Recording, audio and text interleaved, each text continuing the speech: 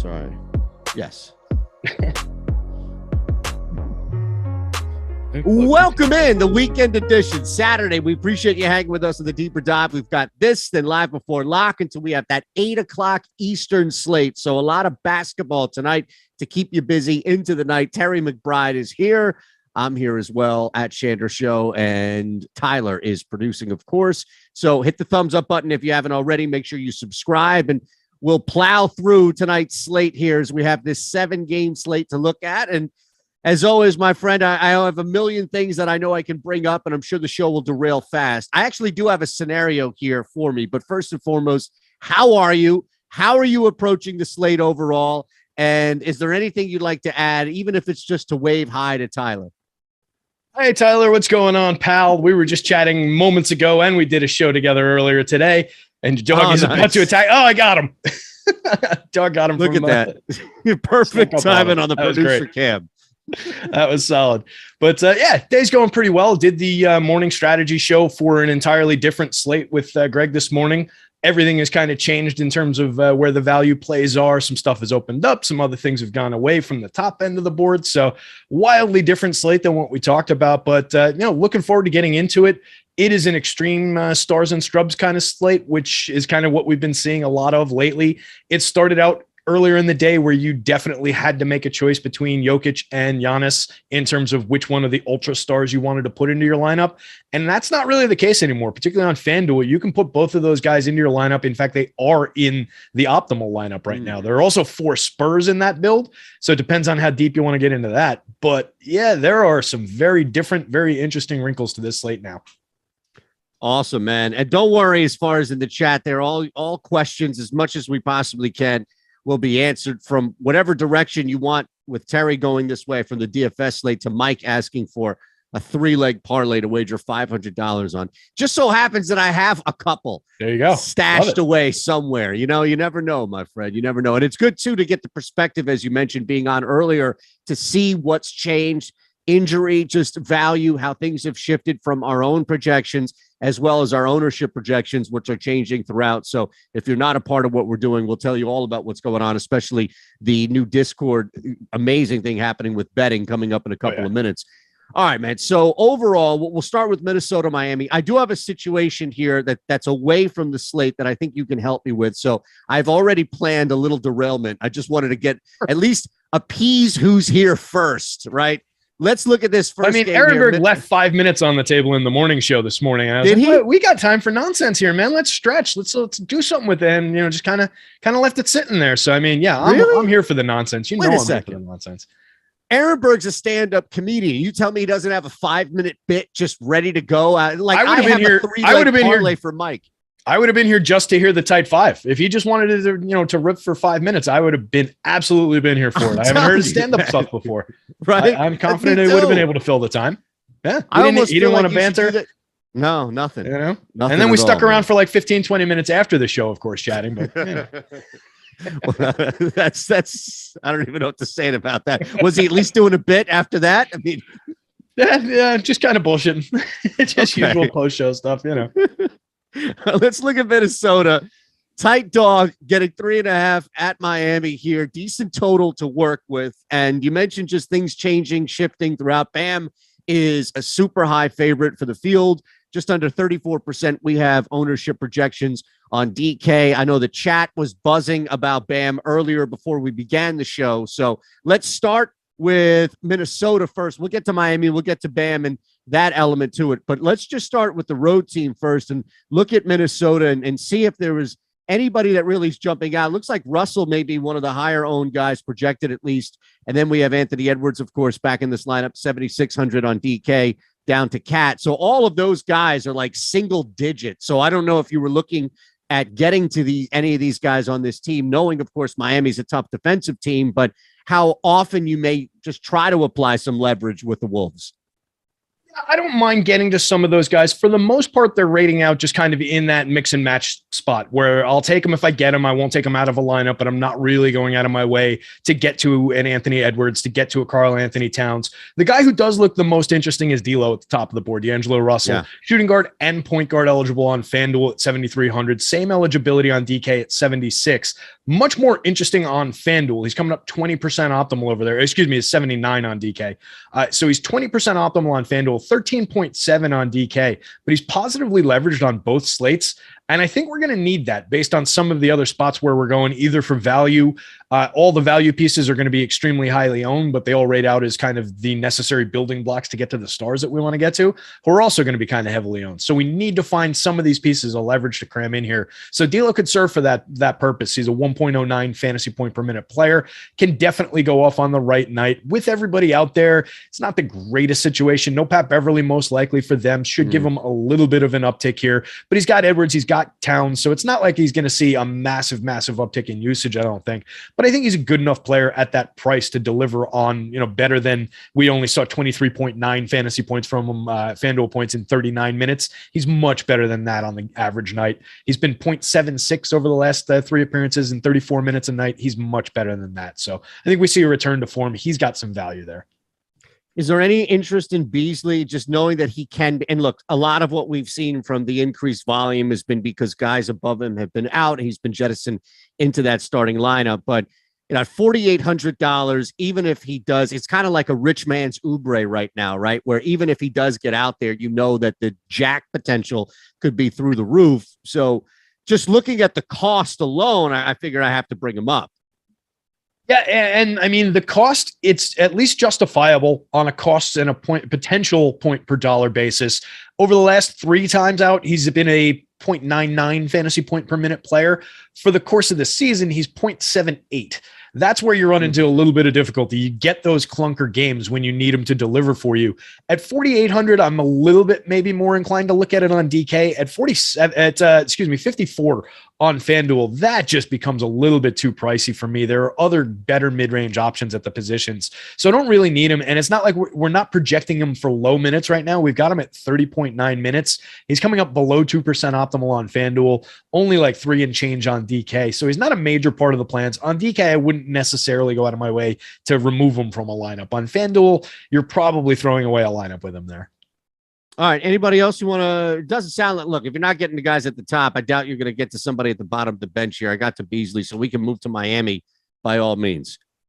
Bam, right? Nobody really to call out. Like I said from the top, it's just kind of mix and match pieces. Like Taurean Prince is 3,400, and he's kind of he's 2.7% optimal, 9.3% boom score probability. If you need a $3,400 piece and you're desperate, and somebody told you can't play anyone else on the slate, he's going to be on the court for a few minutes tonight. That's the best I can say about the guy. That would be the last possible spot to talk about on this team. Everybody else is in like the zeros in terms of our probability metrics. Okay. Now, we did get that super chat from Solid Picks asking you to rank the pieces of news for this slate. Now, pieces of news for this slate, I don't know if, I don't want you to have to go down to Fox or MSNBC. This is just for news tonight on the slate. Lose a few viewers. Yes. Oh, no, not if you're equal opportunist, right? You bring up something on Fox, you have to bring up the other one too. So that's all. Hey, I'm equal opportunist when I'm policing our chat I'm fair and balanced when I'm policing our chat. When I'm just giving my own opinions, I'm not going to be all that fair and balanced. Let's see. Important pieces of DFS news. We got the Conley piece. That was kind of important to me. Yeah. We've got Goga Batadze, last I saw, is still questionable, which would potentially create some front court value around Isaiah in that lineup. So that's a little bit interesting. Some odds and ends around like Fred VanVleet, Zach LaVine, some guys that can create value around spots where value kind of already exists. Like a DeRozan would gain a little value. A Vooch would gain a little value if there's no LaVine. So that's not necessarily a great like top 3, but all of those pieces of news I think are relatively equally important. Like I don't think there's one incredible standout. I guess you could say just in general what's going to happen in Denver, but to me that's all about just getting the additional Jokic shares. There's not really all that much emergent value there. Otherwise, nothing that's really jumping out at me. Okay, let's hit Miami here. Let's start with Bam, and then we can kind of actually move through the rest of the squad here. And don't worry, we're not going to turn this into any type of hour from political to not. It was just me joking on the super chat. My goodness, I figured it, you know, all the people out here used to like the rent pack, club rent pack with the lights and stuff. So I figured I could make a joke there, but I guess not. All right. So Miami, let's start with Bam. These days. Yeah, I mean, Bam's the spot here, right? No Jimmy Butler. We know that that gives him a little kick in his assist rate, which is already a very strong 17.8. With no Jimmy, it climbs over 19. His usage goes from 24.9 to 26 and change. So we get nice little kicks. In the last game with Jimmy Butler by his side, Bam put up a 60.9 FanDuel score in 33 minutes. He's got upside beyond that tonight, honestly, with so much focus on him. There's a lot of weight on him in terms of ownership, 33% on DK, 36% on FanDuel. I think it's entirely justified. I think it's a great spot. He's priced appropriately. He's even a little cheap at 8,100 on the DK slate. So that's one where I'm willing to kind of walk along with the field. If I get a little bit beyond the field, I'm happy about it. I'm not looking to undercut. I'm going to try and come in, at or above the field's mark. I really like that spot for Bam, even with negative leverage on him. All right, so let's move now to other guys. And again, the opportunity without Butler there, people may try and scrape and take advantage of some lower costs like Duncan Robinson. You may look elsewhere, even if it's like not even a quasi pay-up option, but just going where the field is. So outside of Bam, where else are you looking to leverage no Butler? Yeah, well, we've also got no Caleb Martin to keep in mind. So it does give a little nudge to Tyler Hero's value, I think, on this slate. We've got him projected 33.8 minutes, most likely still in the role coming off the bench, but kind of as the focal point. He gets 28.1% usage in the average situation. I think there could be additional fourth quarter closing run for Tyler Hero here. So there could be a little bit of reason to give him a boost. And he's got some nice positive leverage at strong optimal lineup rates on both sites for us. Mm-hmm. So 17.9% optimal on DK, 21.4 on FanDuel with positive leverage at a pretty good price. He's point guard, shooting guard on DK. I wish he had that 5 position eligibility. It would give him all that much more value over there.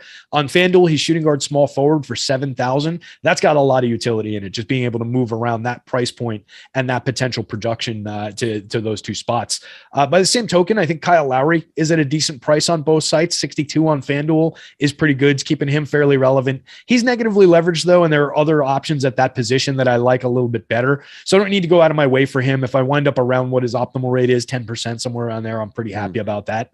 Dunk Robinson, fine. We saw him got to start the last time out. He's in the projected starting lineup. He's cheap. He needs his shot to go down. He's a unexciting per minute performer, 0.69 for the season. Last year, he was a 0.68 performer. That's just who he is. He's going to go out there and score you the NBA points that he scores you in fantasy form. We've got him projected at 19 FanDuel points in 28 minutes. That's 21.6 DK points in 28 minutes. So he's going to go out and give you a Duncan Robinson game. If he makes a few additional shots, there's a little bit of upside, but it's thin. All right. So game 2 here, Indiana at San Antonio. This is a super high total. We had it north of 237.5. It grew a little bit since this morning, so we have a little more opportunity to take advantage of this. Halliburton healed. We know as far as guys up there at the top, and just looking at it where we have projections for anybody really on this team, it's healed first and foremost. Halliburton to a lesser extent, but both of these guys on this 7-game slate are somewhere in that middle to high teens. So plenty of opportunity if you were attacking this high total from the Pacers side for both of those guys, which we know are going to have heavy volume, to really get ahead of the field at only 18 and really 15% respectively for Hield and Halliburton. Yeah, Greg and I talked about them a little bit this morning, and just based on, the situational changes, the additional points available now in this game, probably a little bit pacier now too. Things just kind of opening up with all the guys that scratch from the San Antonio side of things. And just these guys have kind of climbed in our probability ratings. They're both at 37.9 minutes in terms of our minutes projection now. So there's just a lot to do for them on the court. No Brogdon in the rotation here. So plenty for both of those guys to do. I can see both of them cruising to around their median scores with pretty relative ease. Asking for additional upside beyond that, I trust Halliburton a lot more to get there than Buddy Hield. Buddy Hield is kryptonite for me. I always get him wrong. He's on the board. He's going to be in my lineups, but I don't want to go too far out on a limb for him in either way. I'm just saying what he looks like in Alex's numbers and not giving my opinion because I'll jinx him for you either way.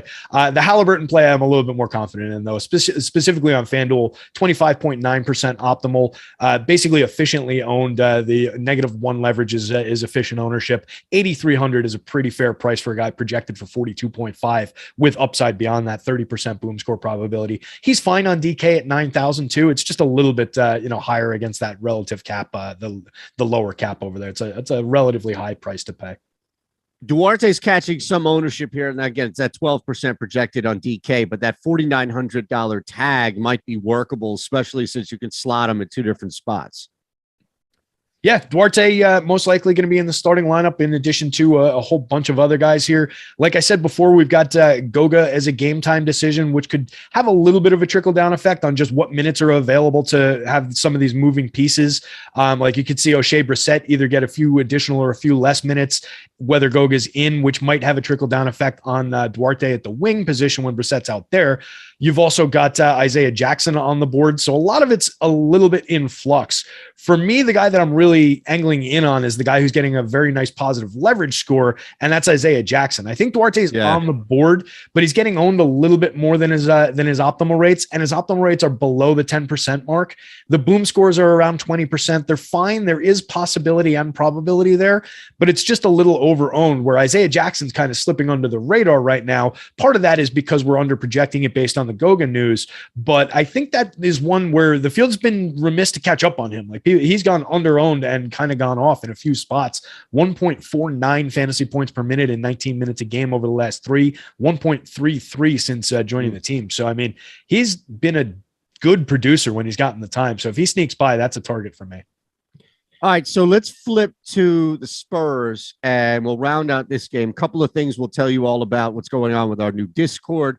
And also, I have a question for Terry that I know the chat is going to help, whether or not they know it or not. Trey Jones, I mean, look, we've got a bunch of guys on the Spurs right there at the top. This is it's the heaviest from the field standpoint, what we have projected on DK, at least, the heaviest rostered team. So low cost guys, we get it. Now high volume based on what's happening with the Spurs.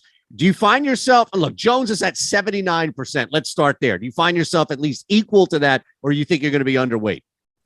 He's 3,500. That's a smash spot. That's a building block. That's something that you just kind of want in your lineup. 67.4% optimal. Once you're talking about a guy who is optimal more than half the time, comes up in the optimal lineup, you just put him in your lineups. You don't really sweat the leverage. You get different elsewhere. So yeah, he's a building block piece. It's all about the price. It's all about the fact that he's the guy who's going to help you buy those lineups with both Jokic and Giannis that are viable tournament winning style lineups with both good median projections and good upside. He's the play that makes that work. That wasn't available this morning until DeJounte Murray came out of this game and he got all the minutes and leapt up the board. The same's true for him on the FanDuel slate. He's 53.1% optimal, 62% owned over there. To put it in perspective, the boom score marks 86% boom score probability on DK. That means he's 86.5% likely to go 5x plus 10, which is just a baseline of what you need, a salary ceiling number. So he's 86% likely to hit the necessary ceiling score, not to hit his median score, to hit the necessary ceiling score to create a tournament winning lineup here. Absolutely fire away with Trey Jones. If it doesn't work out, it doesn't work out. That's fine. You made the right play by putting him in your lineup. All right. So now again, we'll get to that super chat actually, let's go back to that real quick, because we were talking about Miami. You were mentioning that earlier. Vincent on DK for the super chat. Rogaroo. I hope I'm pronouncing that right. With the ROUX, right?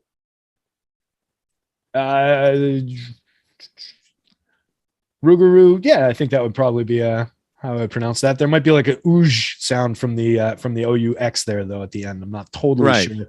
Yeah. Right. Yeah. Gabe Vincent, didn't necessarily mean to skip over him. He kind of fell into that bucket for me of just guys who kind of look like what they are. He's 4,200. He's 11% optimal. Not that many people on him. So you're gaining a little bit of leverage on the field as a good pivot at that price, 4,200 on the in the point guard position. There are a lot of other plays that are going comparably over owned where he's going under owned.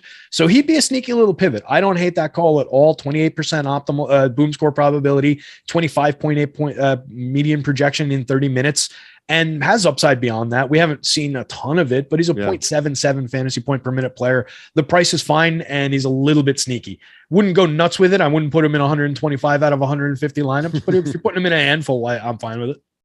All right, so we've got a bunch of other guys here that are not nearly as rostered as Trey Jones by any means, but how do you find yourself just attacking the Spurs value tonight? Again, even if it's like Landale, where you see it 3,200, 16%, and then all the way up, Lonnie Walker is at 28%. So you've got guys who are clearly not sneaking up on anybody else with the field, but as you mentioned with Trey Jones, he may be the extreme example of just such low-cost, workable guys that you know are going to be out there for so much tonight. Yeah, so I mean, there's a few of those guys in their lineup today. Yeah. Like I mentioned off the top, the optimal lineup on FanDuel not only had both Jokic and Giannis in it, it's also got 4 Spurs in it. If you run the optimal lineups just off the top on FanDuel, it was 4 Spurs in most of the first 100 lineups that you get, and the ones that didn't have 4 had 3. So, I mean, this team is hypercritical to what's going on this slate. You get a guy like Keita Bates-Diop, 3,500 on the FanDuel slate at small forward, dead minimum 3,000 also on the DK slate. Power forward over there, 37.5% optimal, 30% optimal on FanDuel. Above 50% boom score probability on both sites, cruising beyond 65% on DK. It's just another guy who is so targeted toward his necessary ceiling score. If you're baking him into your lineup for the minimum price, it's about what else he gets you. It's about just booking that ceiling score into that spot for the minimum and then paying for Jokic and then paying for something else that looks good. So yeah, any combination of these Spurs is what really drives all the stars and scrubs constructions. All of them are going to be owned. All of them are appropriate to put into your lineups today. It's just a matter of how you want to limit it. So a lot of people tend to ask that question when we get a lot of teams that are coming up, 4 guys, 5 guys in the lineups. What are you capping it at? For me, I'd probably be looking just based on who these guys are and knowing that we need a standard deviation and a half on top of his median, 2 standard deviations on top of his median. While I trust 4 of these guys to get to their median scores, I wouldn't trust 4 of them to get to their standard deviation and a half on top of that. So I'd probably cut it to 3. And I think you're still building very, very good lineups at that point. It still allows you to put all the stars that you want in those lineups. On DK, I'd probably look at 4 because you've got a little bit more positional flexibility around the DK slate. So you could probably get 4. If you get 5 on DK, if you get 4 on FanDuel, you're not making a mistake. It just might be a little bit limiting to the ultimate possible ceiling. So that's kind of how I would handle them in a very broad sense. All right, so I need you to do something here because we're going to go on to Cleveland and in Chicago in a second. And again, hit that thumbs up button if you're hanging with us, please. We appreciate that first and foremost. We want you subscribed here, the Odd Shopper channel. I'm going to tell you all about what's happening with this new Discord opportunity from a betting standpoint. It's amazing. But look, I have the house to myself tonight and really through tomorrow until like tomorrow night. So yes, I have it already set up from a work standpoint, Terry, where I have multiple TVs down in this work environment, right? Yeah, it's all been set up for football. So I can Work's doing a lot of heavy lifting in that sense. Exactly.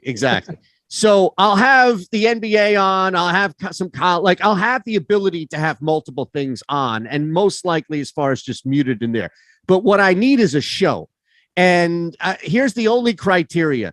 I can't have seen it before.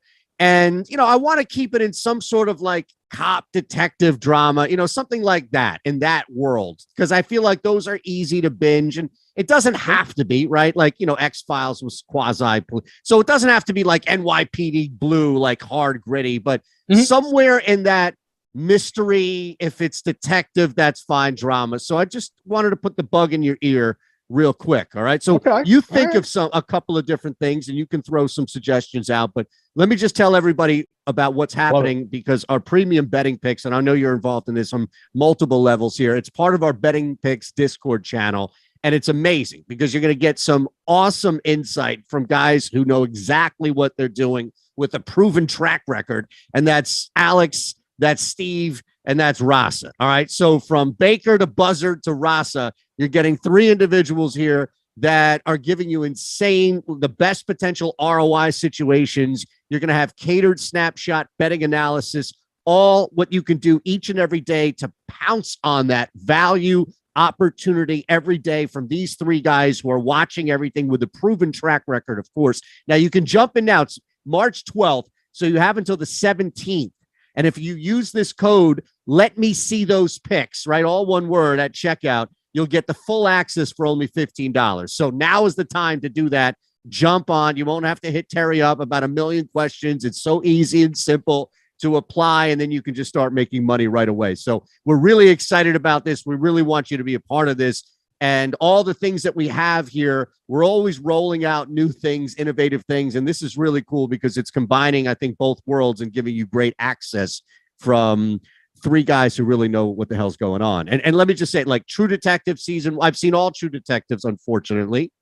So I say that because it season 2 is forgettable. Season 3 kind of brought it back. Season 1 is compelling television.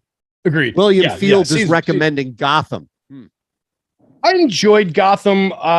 It's got that light, like procedural kind of a feel. It lives in the Gotham Batman world. If you're into that, it's not a bad call. I was going to throw in, this is one everybody's heard me mention before, and I'm kind of shoehorning it in here, but it's got a lot of detective police to it in a big major story thread. The Expanse is a fantastic show. It's on Amazon. People don't watch it. It's sci-fi, but kind of grounded sci-fi. It's just spread out like through the galaxy, but everything, kind of it's not like, heady sci-fi. There is, like I said, a police procedural drama that's baked into it, and it's just really, really good. It is like people call it Game of Thrones in space. It's not necessarily that, but it's that type of world building where they're creating all these big stories, these big backstories that are referenced through, this is several hundred years in the future. They're out in the asteroid belt. Mars has been colonized. So there's all this history back between Earth, Mars from when it was first colonized, how they handle the people who now live out there, and it's very, very deep, very good television. The books are good. So that's a strong recommend from me. Then I was thinking, I was just poking around I actually Googled it just because nothing immediately sprang to mind, but one that does pop up. Did you watch the Watchmen series on HBO last year? Yeah, that was really good. That just popped up in front of me when I was looking at cop shows. So I wanted to make sure to mention that one because that I thought was some pretty stellar television. Yeah, no, keep them coming by all means. We'll get to Cleveland right now. I've seen a lot of these suggestions, so I appreciate it. Mayor of Easttown, overrated. It was cool to see. Yeah. Look, The Shield is one of the best television shows you'll ever see. It's one of the most compelling endings you'll ever see. All right, let's go to Cleveland here and see where you're at Chicago. I know there's a lot of news because Alex Caruso is back in the lineup, but nobody's getting to him, at least from a rostership standpoint. Let's start with the Cavs on the road here, Terry, and see. I mean, look, Garland is right there at the top. Love him going over 2.5 for plus money, mind you. That 2.5 3-point prop. Odd Shopper backs it up there as well. So you can definitely use Odd Shopper. You should be using it at least for anything you're doing from a betting standpoint. But at least with Garland, he's right there at the top, just under about 23% rostership on DK. And then it dips significantly. So I don't know how much you're getting to Cleveland. And if you are, how much that's Garland. Yeah, I would expect that if I am, it's mostly going in Garland's direction. News just popped up from the news guide, 24 to 30 minute limitation for Caruso. But like you said, not really going out of my way for Caruso anyway. I expect if I'm getting anybody on the Cleveland side, like I said, it would probably be Garland, although I do have a little bit of room in my heart and in my lineups for Kevin Love if our numbers are correct in terms of his ownership to his optimal rate. He's not the most frequently optimal guy on the board, but he's 5,900 power forward center on FanDuel, 7-ish% optimal, and only owned 1.6% in our projections. So he's got a nice little leverage score. Similar story on DK. Again, not somebody I'm going to go out of my way for, but if I collect a few additional shares along the way of Kevin Love than the field is getting to, I'm good with that. I think there's some upside there. 1.18 fantasy points per minute is the team leader for the course of the season. Darius Garland obviously has been better in recent games. Evan Mobley obviously has been better in recent games and in a lot of spots this year, but Love does have a little meat on the bone at his price. Mobley's a little high priced for me on both sites. Garland is appropriately priced and interesting like we came in on. I think if I'm if I'm rostering anybody from this team, it's Darius Garland. 8,500 on FanDuel, 92 on DK. Definitely appropriate numbers there. But he's coming up a little bit negatively leveraged on DK and kind of significantly negatively leveraged for what he needs to do for you on FanDuel. So it's not the most exciting play on the board here.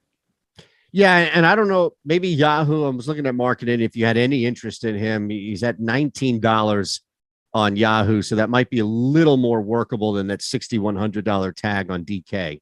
But I mean, look, it's low ownership. So you could pull a leverage play, but that's even if you're interested in anybody other than Garland in the first place.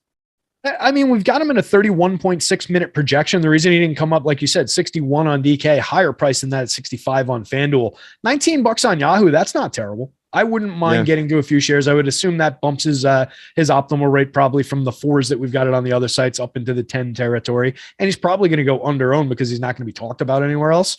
So guys like that, when I switch over to Yahoo, I'm perfectly fine getting to in those mid-range mix and match type guys. The ones that never come up because they just look wrong on the other sites are interesting when they come in at reasonable prices on those Yahoo and other sites. All right, so we'll hit the Bulls here. We had a super chat as well. So we're going to get to Stephen Drake's super chat, get to Chicago. Clarkson, Mobley, Hachimura, good plays tonight. And then we'll also get Terry's thoughts on Epics, because I'm sure he's seen that show. He's seen everything. So let's start with, sorry. No, go ahead. I have seen everything, but that one I actually might not have caught. I do have. I'm writing it down. I'm writing it down on Epics. I have Epics, I'm sure. So Clarkson, Mobley, we talked about a couple of guys, as far as earlier, or really with Mobley, but Clarkson, Mobley, Hachimura, you're looking at these three guys with Mobley kind of in the backdrop, what we just talked about. And I have seen Sons of Anarchy, Dwayne, so thank you. Another good one. Yeah. Mobley, like I said, he's okay if you get to him, but he's not really standing out. Just he's a little high price for me. Clarkson definitely on the board with no Conley out there, 26.6 minutes. He's actually underwhelming in our probability marks. This is the first time I've seen him. I just switched over to that game since the update. I'm a little surprised he didn't bounce a little bit higher than where we've got him, but certainly in play, in the mix, cheap, 4,700 on DK, 46 on FanDuel. Perfectly fine getting to him. Thought he'd be a little bit more probable. And then Rui, no KP in that lineup. I think it's mostly going to Gafford, but I think it does make Rui a little bit more interesting, a little bit more potential for him to do stuff. And if Gafford goes out, gets into foul trouble, gets just has a clunker of a game, we could see some additional minutes for Rui there as well. So I definitely think he's in the mix. 3,200 on DK most in particular. He's a little expensive at 46 on FanDuel. All right, so what about the Bulls here? I'm going to look up on Epics as you break down the Bulls. We'll work simultaneously. We'll work smarter, not harder here.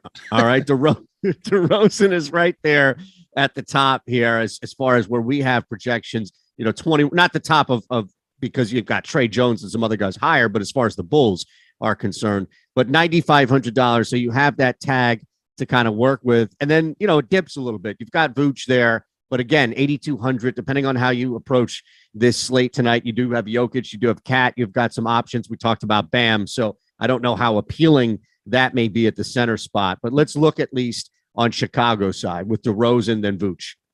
Yeah, those are the top two players on the board here from Chicago. Assuming no Zach LaVine, they're both going to see a little bit of an uptick. I don't think we've gotten the confirmed LaVine news. If he does go, he'd probably be a little bit limited and probably have a little bit of a tempering effect on their overall upside. But all three of them would be on the board at least as mix and match plays. LaVine, you might actually end up with a little bit of positive leverage if he does end up going. But again, he'd probably be the most limited of the three. Assuming no LaVine, I really like DeRozan. I think he's very appropriate to get to and to probably push to around the field's ownership. He's coming up 20% optimal on FanDuel, 14-ish% on DK. Going to be a ton for him to do, and he's been very productive this season. 1.21 fantasy points per minute, right around that over the last three. Vooch lost a little bit of his luster once we got more money to pay for Jokic and Giannis. Vooch was functioning as a step down from Jokic when you're going to roster Giannis and have that complement, because it wasn't sacrificing a massive amount of points like a lot of the other centers would. So he was serving that role for a while. And now that you can afford both of them, it's kind of tempered expectations not expectations. It's tempered his optimal rate in terms of how frequently he actually lands there in our numbers. But if you think it through in terms of like how often the production is going to be there, what the boom score probability shows you, that hasn't really changed. 34.1% probable to put up a 5x plus 10 ceiling score on FanDuel, 21.3% probable on DK. That keeps him in the mix. There is that opportunity cost around the other centers, most in particular Jokic, but Vooch is capable of putting up those monster nights too. And if you don't get that game from Jokic, I think Vooch is the most likely next big scorer at the center position. So I definitely want to get to some shares, and his ownership's come down with it. So I'm happy to get there when I can. Yeah. And News God confirming Levine out tonight. So, we play that accordingly. Absolutely. So anybody else that you think we can get to from Chicago, if you wanted to go deeper, if you wanted to look at, and again, this would be a total leverage play if you were going down on that board, Green, somebody like that, just as far as a super low cost option, but probably not based off of really where this total is as well. Walking a real tightrope saying things like going down on the board and super low cost all at the same time. But hey, that's that kind of show, I guess. Peaky Blinders, Jason. Yeah, sorry. That's another good one. Yeah, I mean, there are mix and match value kind of pieces like Javonte Green could have himself a game. Desanmu could go out there and have himself a game. We don't have him projected that way. 22.4 FanDuel points in 30.9 minutes is where we've got Desanmu right now. He's a 0.71 fantasy point per minute performer. We've seen him have a couple ceiling games, but it's not within the reasonable realm of expectations. So really it's about the top end guys. It's about DeRozan and Vooch here for me. Those guys could get on the board, but the most interesting plays are the obvious ones. All right, so let's hit the Bucks here, and we'll start again. You have a bunch of different options here, clearly at the top with Milwaukee, and there's going to be Giannis as far as any pay up option for sure, and a lot of the field is getting to him. We have projected, last I saw about 28%. Going to rerun this real quick to see if anything has changed significantly. No, he's right there, but you also have Middleton too, where he's about a 15%. So you have at least those two guys aggressively with the field, so you can be a little bit, there's some leverage with Drew Holiday if you were looking to run him at the point guard spot. And then there's always Bobby Portis, who from a betting standpoint has been paying off left and right. 6,800 at that center spot. Unfortunately, you're locked in just there, so this would be more of a pivot from any of the pay up options that we have on the slate. Yeah, and you do get the benefit of on FanDuel, Portis has power forward eligibility. So he's a little bit more on the board over there than where he's only a center and you have to occupy either the center or the util spot. And there's just some more interesting plays. So I'm more into the Portis play on the FanDuel slate. I like all three of the secondary. It's a weird way to put that, but all three of Middleton, Portis, and Holiday from the Bucks in, basically that order and in diminishing returns for each of them. But I think they each have their place on this slate. They're all appropriately priced for who they are, what they're likely to do out there. You could argue that Middleton is a little bit low priced at 77, 78 for where we know that his ceiling can be. So I'm interested in getting to him. He's coming up around, 10, 12% for the field. He's coming up around the same for me. After I put it through the sim, I hope I get a little bit more because he's got a little bit of positive leverage. So if I get out to the 15% range, I'm happy there. Giannis is the big spicy meatball on this one, along with Jokic. I'm going to go out of my way to get to every possible share of both of them that I can get to in every combination. There are fantasy basketball gods, 1.73 fantasy points per minute for both of them for the course of the season. Giannis at a 1.95 per minute over the 32 minutes he's given us in each of the last three games. Last time out, 65.9 FanDuel points in 37 minutes. Not anything really to dislike. He's positively leveraged ridiculously, even at 36% ownership, 28% ownership. Get to as many shares as you can. So Portis, and I know you were bouncing around there, and I got to give a shout to Dan because he brought up the stat, and I love this. I'm already locked in. Golden State allows fourth most threes to opposing centers. So I think Grayson Allen is a sneaky spot here to go over his at 1.5. He's still at 1.5. Bobby Portis is at 2.5, and the volume is there. The matchup is there. So I put those two together, Terry, for a plus 299 two-leg same-game parlay. Look at this guy. All right, we're going out there. I like it. Portis per 36, taking 6.2, making 2.6. He's getting you there if he's playing 36 minutes. We've got him projected at 30.7, but that's a median projection. He's going to cruise to a good amount of minutes here. And like you said, it's going to be a wide open three-point shooting contest. So I like it. I'm with you. I think that could be a nice little moneymaker there. All right, so this is what I did here, and I appreciate you bringing that up about it being a 3-point contest, and that's what I always do. And Dan brings up the matchup, so I think you can always bump, even if you're doing it with your own, like a half, you're bumping it up by a half. So I added Klay Thompson to that. Now it's a 3-leg over 2.5 gets me plus 556, and I could add Steph over 4.5 to that. Now that 4-leg same game parlay gets me plus 1425. So you could be as greedy as you like with that if you think it's going to be a 3-point contest. That is, I mean, now we're piling on a whole hell of a lot of picks, but we're talking about between those, now we're up to, I accidentally got Lance Stevenson in this list somehow. So we'll ignore him, but I was trying to sort this quick. Between the 4 guys you named, you're talking about an average per 36, 9.25 threes attempted, and you're talking about an average 3.55 made.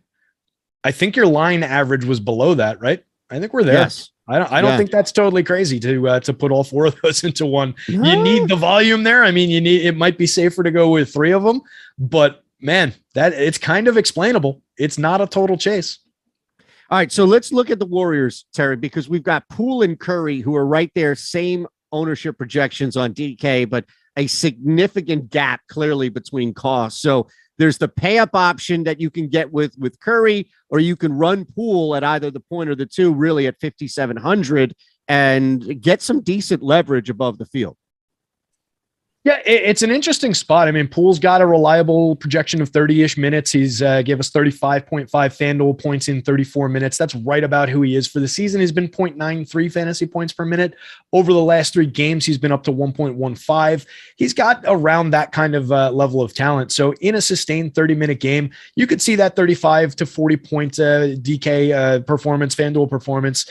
I don't hate the Poole call. I like it a lot better on the DK slate where he's 5,700. He's 1,000 more expensive on FanDuel with point guard, shooting guard eligibility. That knocks his value down by about half. It takes him from a 7 and change to a 3% optimal play. While Steph stays, he actually climbs. He goes from 10 on DK to 13.5 by virtue of dropping from 10,000 to 9,300. So where Steph is 10,000 on DK, he's a little bit less interesting, but I still think he's viable. He's only owned a little bit above his optimal rate. He's coming up optimal like 10% of the time.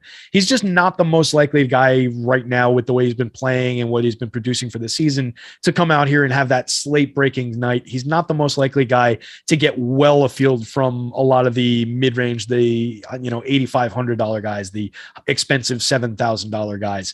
At 45.8 projected and a ceiling in the 50s, it's not that wild to think that you can make him back up in the aggregate with money to spend elsewhere. So he's not somebody I'm looking to get out of my way for, but I never take Steph Curry out of a lineup that he appears in naturally either. What about Klay? 7K at DK. So I don't know based on what you're going to get from expected volume and minutes out there, but at 23 on Yahoo might be a little more workable, and the field kind of bumped up a little bit more significantly actually on Yahoo compared to what we have projected for DraftKings. Yeah, I'd say that Yahoo price is probably a little bit in line with the 6,000 that he's at on FanDuel, which has him coming up 18.8% optimal, 32.5% boom score probability.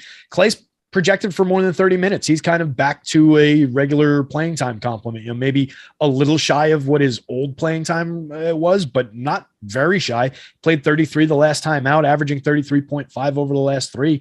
Klay's back, and I think we can go to him at these prices. Even 7,000 on DK, he's got that 5-position eligibility. You can move him around the board. He's only owned efficiently by the field, 16% boom score, 11% optimal. He's a mix and match piece. He's not an aggressively strong piece, but he's definitely somebody you can get to and could have utility. At 6,000 on FanDuel, he's somebody that you can go out of your way for. He's efficiently owned, but I think if you're at the field, a little bit above the field, a little bit below the field, anyway around that, you're not making a mistake, but you want to have a fair share of Klay Thompson on the blue site. All right. Anybody else you want to hit here on this thing? I don't know if you're going to get to Looney, if you're going to get to anybody else that makes sense, especially as a pivot.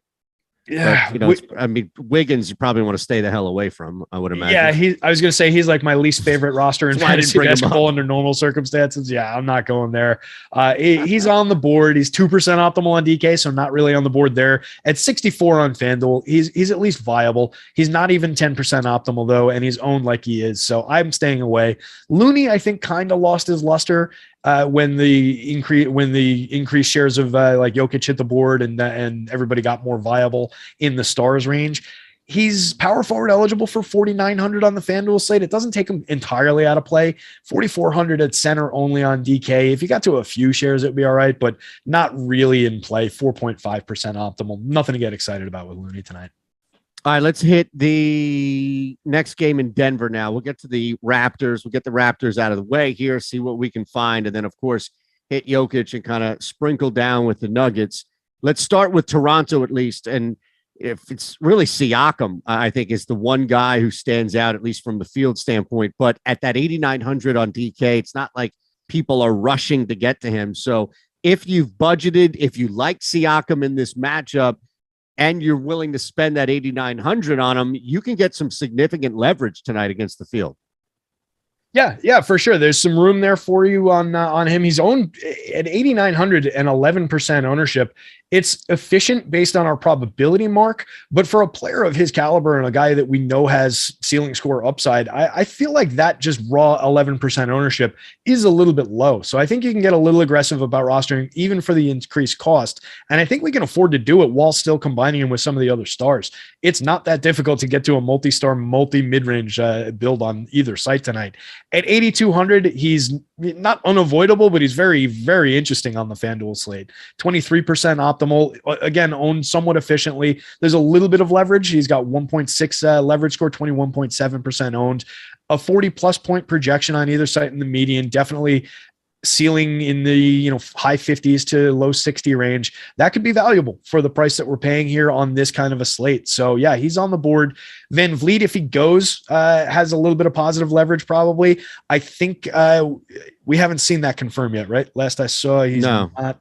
Yeah, so we'll see what happens with that. I think he hit the board later in the day. I don't remember him being on the board this morning in terms of injury, so I would probably shade him toward not playing, which maybe gives Gary Trent a little bit of additional value, shooting guard and small forward for 6,000 on FanDuel. He's more of a mix and match piece over there, 10% optimal, not really on the board at 67 on DK. Nobody else is all that interesting on DK, and a lot of these guys just kind of are who they are right now. So it's Pascal Siakam and not really that much else.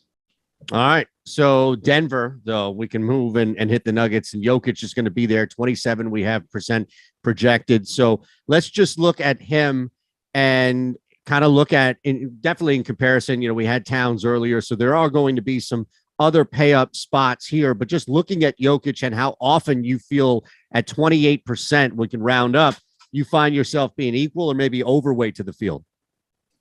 I'm going to hope to be overweight to the field. I basically try and get overweight to the field on Jokic pretty much anytime he's on the board. Yeah. In the crunch that I was running in the background here with randomness, he came up 31% of the time across 2,000 lineups. So that means 623 Jokic's are going into the sim that I run.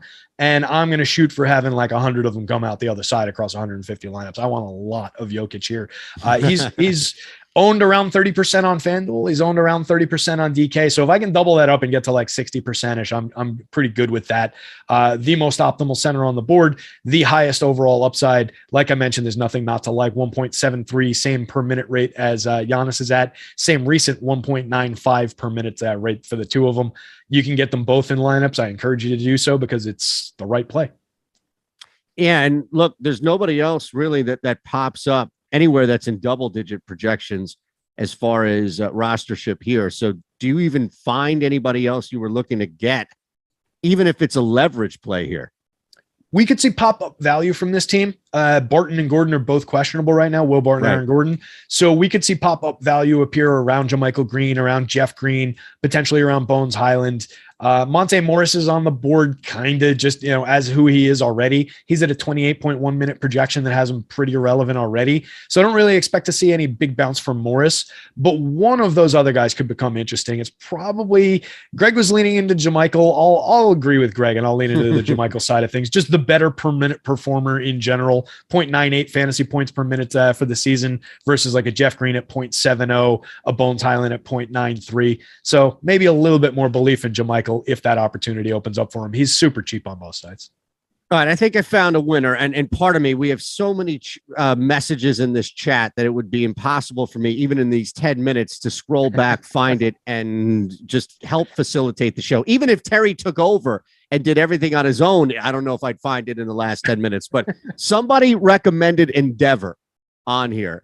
And I think this actually hits the meat of a Venn diagram of what I was looking for, which is like, cop type drama, British drama, if you can get that, something in that mystery. I'll tell you about it in a second here, right? We've got 10 minutes, so we have plenty of time to do all three: the Kings Jazz game, the Washington Portland game, and Endeavor. But I think whoever suggested this, and again, props out there, I think this is going to be the winner, at least for me to check this out. 2012 to the present, apparently it's still going on.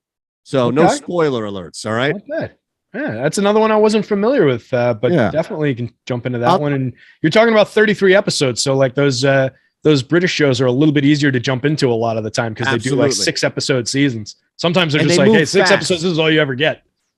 So Inspector Morse was the main show. This is the prequel, and it depicts the life of the young Endeavor Morse during the early years. So it certainly lives up, high standards, et cetera, et cetera.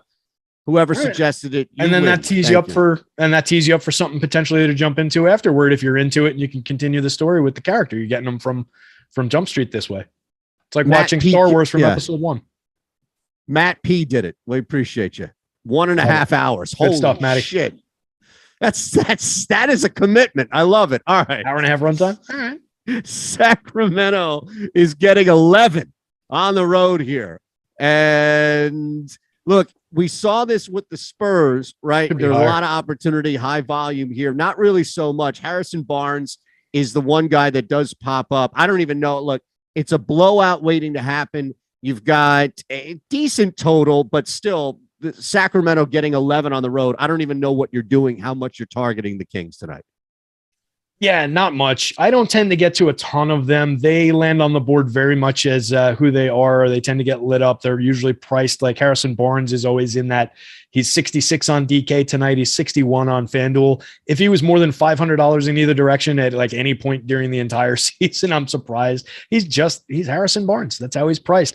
All these guys fall into kind of that same bucket. I think De'Aaron Fox is a good player. I just think he's priced appropriately. 9,400, 9,100. You're not gaining very much there. He's fine to get to a few shares of. He's 10% optimal FanDuel, a little less so on DK, 5.5% optimal. It's a 40-point median projection with a little bit of upside, but not a ton of salary-based upside on it. So you're really plugging him in for around his median projection when there are better plays to be made at the position. So I don't love getting to Fox. It's not egregiously bad if you do. And he's certainly a guy who can put up 50 points on any given night. So it's not terrible, but he's not a guy I'm going to be rostering. Barnes, anybody else really? No. I mean, everybody Holmes, 3,300. On DK, everybody on the Kings is less than 7% optimal. Nobody has even a 20% boom score probability. Nobody's on any of the players. So again, if you're rostering Harrison Barnes, knowing that you're rostering Harrison Barnes, paying 6,600 for the 0.86 fantasy points per minute that you're going to get from him across most situations, that's fine. You're getting him at 7% ownership, 6% optimal. Like, you're not making a bad mistake there. You're just plugging in some mid-range guy. But there are other plays to be made, either at a little bit less that'll buy you something at a little bit more in another spot, or maybe you pay up and save in one of the guard positions that we talked about. So he's just not on the board where he's doing anything. There's no real utility around any of these plays. All right. So on the flip side, and again, you have the blowout concern here. So you can attack it from the top with Donovan Mitchell. You can look at Rudy Gobert, as far as where we have on a pivot element, but Jordan Clarkson, 4,700. You are catching him there at that lower price. That may be intriguing, kind of working with the Kings here, knowing, of course, that you've got that blowout in the backdrop. Yeah, there's always that risk of blowout. I try not to do too much do a guesswork, throwing things at the blowout, moving minutes around. But in this particular case, I mean, this team is so bad going up against the team that I think is relatively good. Even no Mike Conley in there, there's plenty of weapons on the floor for Utah. So I expect the blowout in this situation. Yeah. Does it temper my expectations around Donovan Mitchell, Rudy Gobert, and Jordan Clarkson? I think out of the three, Clarkson at price is the most viable to maintain anything that he was going to do on the court anyway. If they blow him out, he probably had a hand in it. He's probably not going to be spared minutes, really. I don't think they're going to, look to do anything different with his minutes. So he's probably the guy who's going to come in most around what he looks like currently. I think there's a little bit of upside to be squeezed there. I like the price on a player like that, 0.93 fantasy points per minute for the season.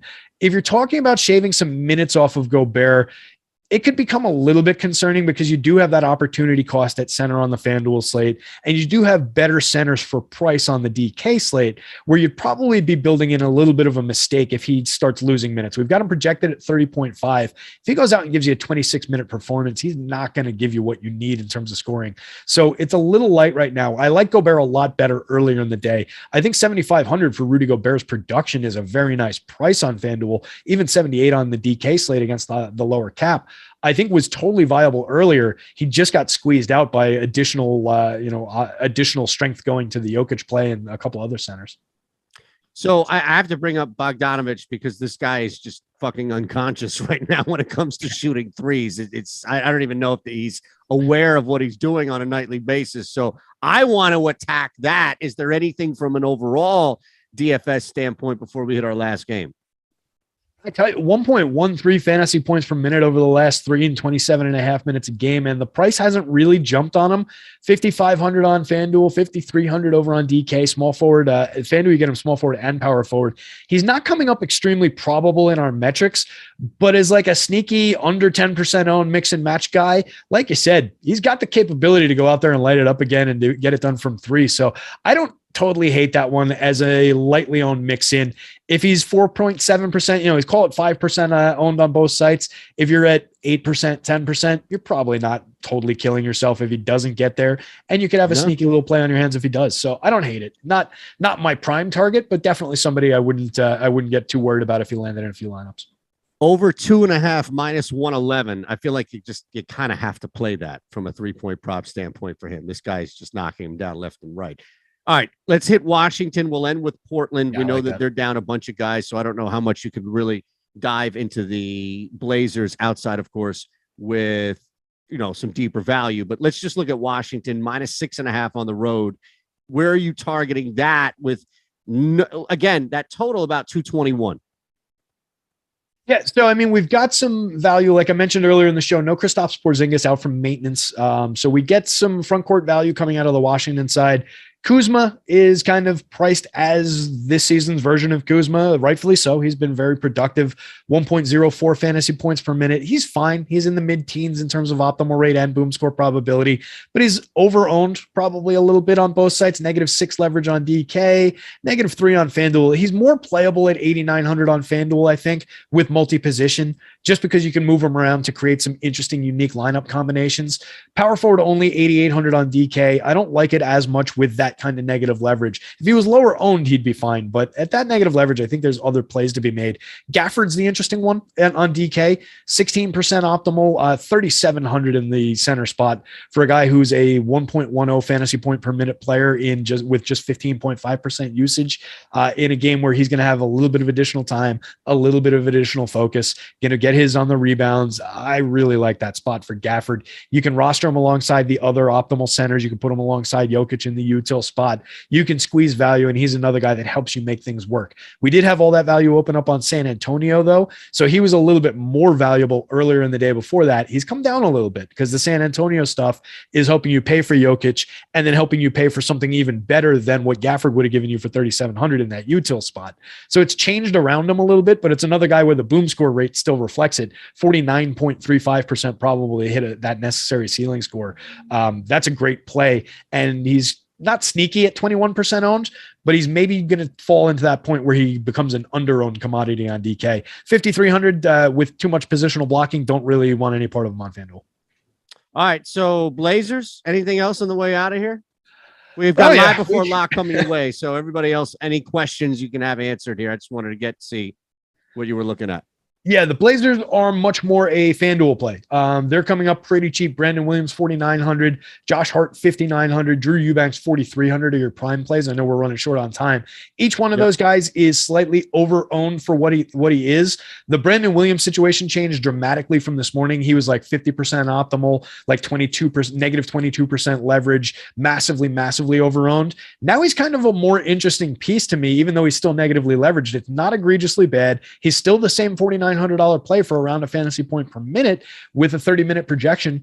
He's kind of interesting now, where I didn't really want to get to him. I was hoping to get away from him when he was over-owned and extreme earlier today.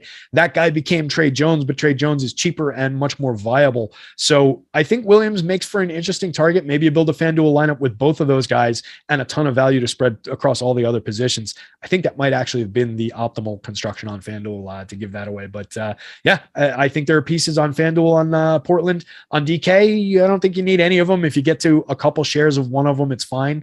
But there's nobody over 10% optimal over there. So nobody to go out of your way for. Yep, absolutely. So again, we appreciate everybody hanging with us. Hit that thumbs up button, please, if you haven't already. Appreciate all the suggestions. I think I have to go back and watch the first one, then Endeavor, but I don't know. I might just jump in. Who knows? But it's definitely number one on the top there. At Digital B21, at Shander Show for me. And we appreciate everybody. Thanks again. Live Before Lock coming your way right now. Thanks to Tyler producing. He's not going anywhere, just like you. Enjoy the games. Have a great night.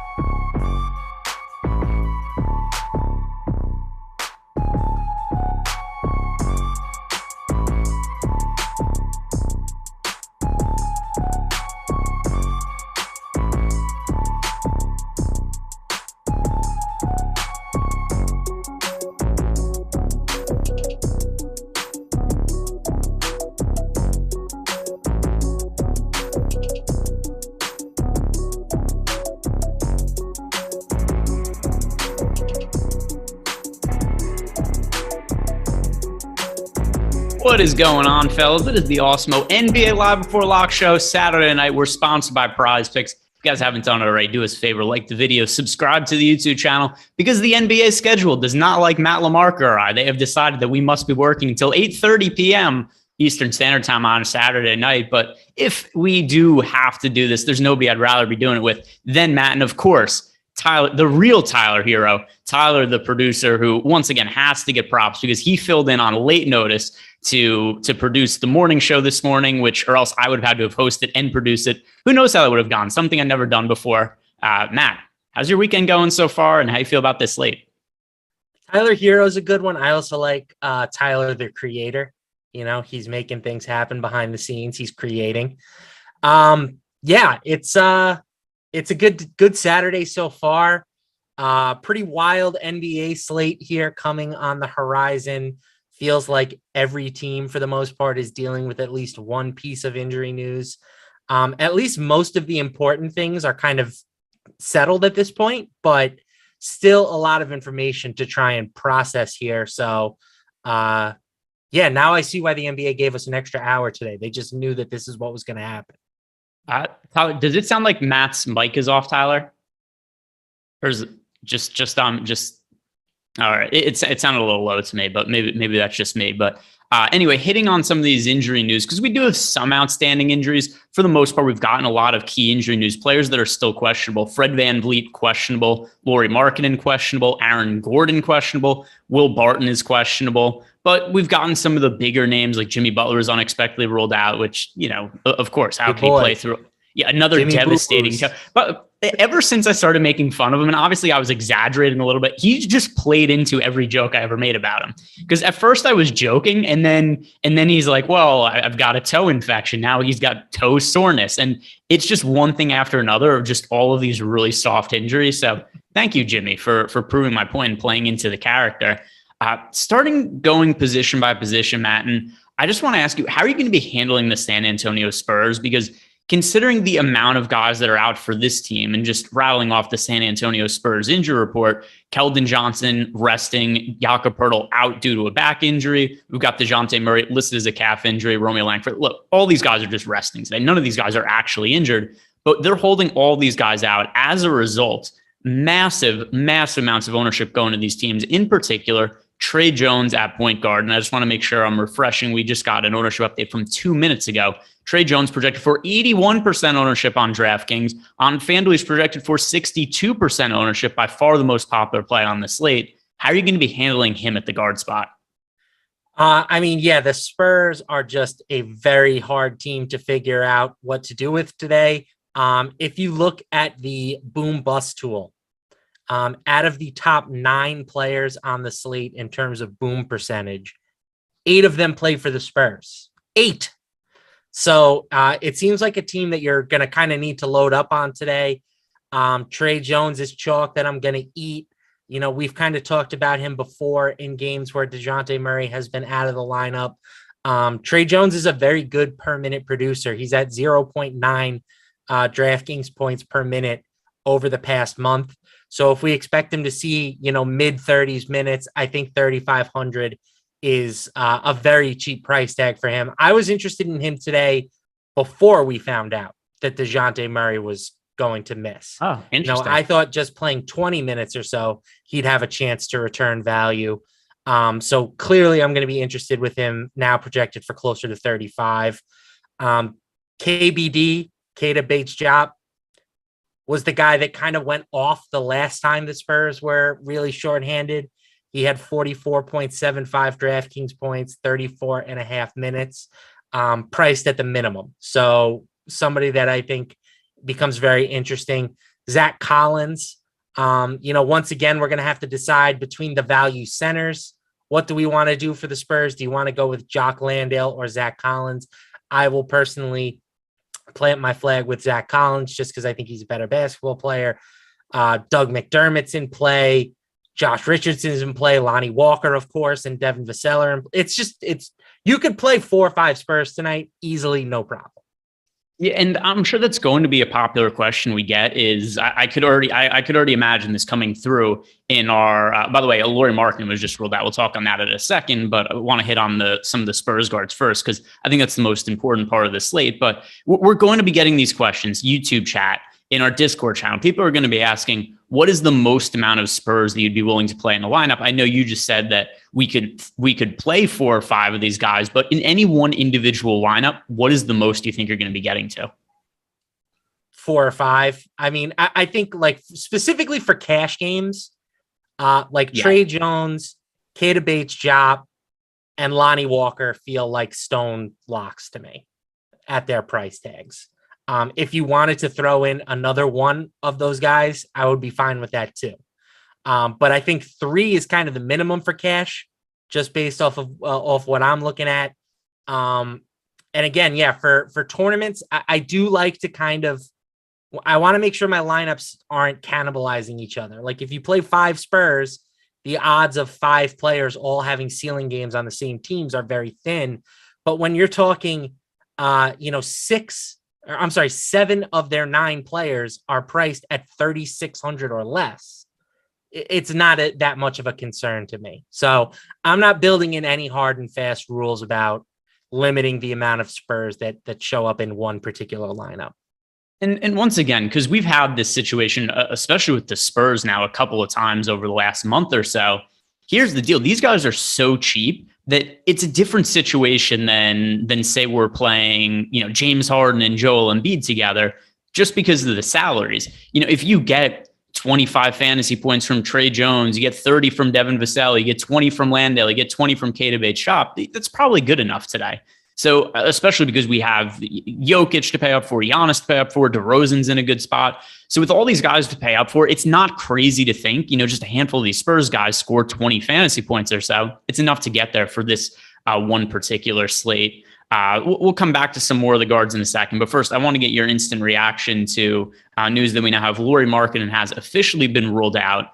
I kind of wish he would have played because I'm tired of dealing with this Cleveland Cavaliers front court. The minutes are so difficult to project because it looks like it's a good time to go after Kevin Love. Then he plays 16 minutes. And then you go, okay, I guess we go right off Kevin Love. Then he plays like 29 minutes the next game. He's a great fantasy producer. It does seem like Kevin Love has the most to gain with Lauri Markkanen being out. But how confident are you that we're going to see minutes from Kevin Love that are going to be substantial enough for him to have, a ceiling game today? No, I'm not all that confident, right? I don't know how you could be when it comes to predicting minutes for Kevin Love. Maybe Dean Wade plays 37 minutes like he did 2 nights ago. So you just can't say with any degree of certainty. That said, I will have Kevin Love, especially on FanDuel. He's 5,900. He's just too cheap there to not take some shots with. And he's already proven he can get us 40 plus in 20 minutes. So he's kind of priced at the point where if he does see some extra playing time, it's only going to be, additional added fantasy value for him. So I don't think he becomes a must play. He doesn't move into that territory for me, but he certainly gets a little bit more appealing for tournaments.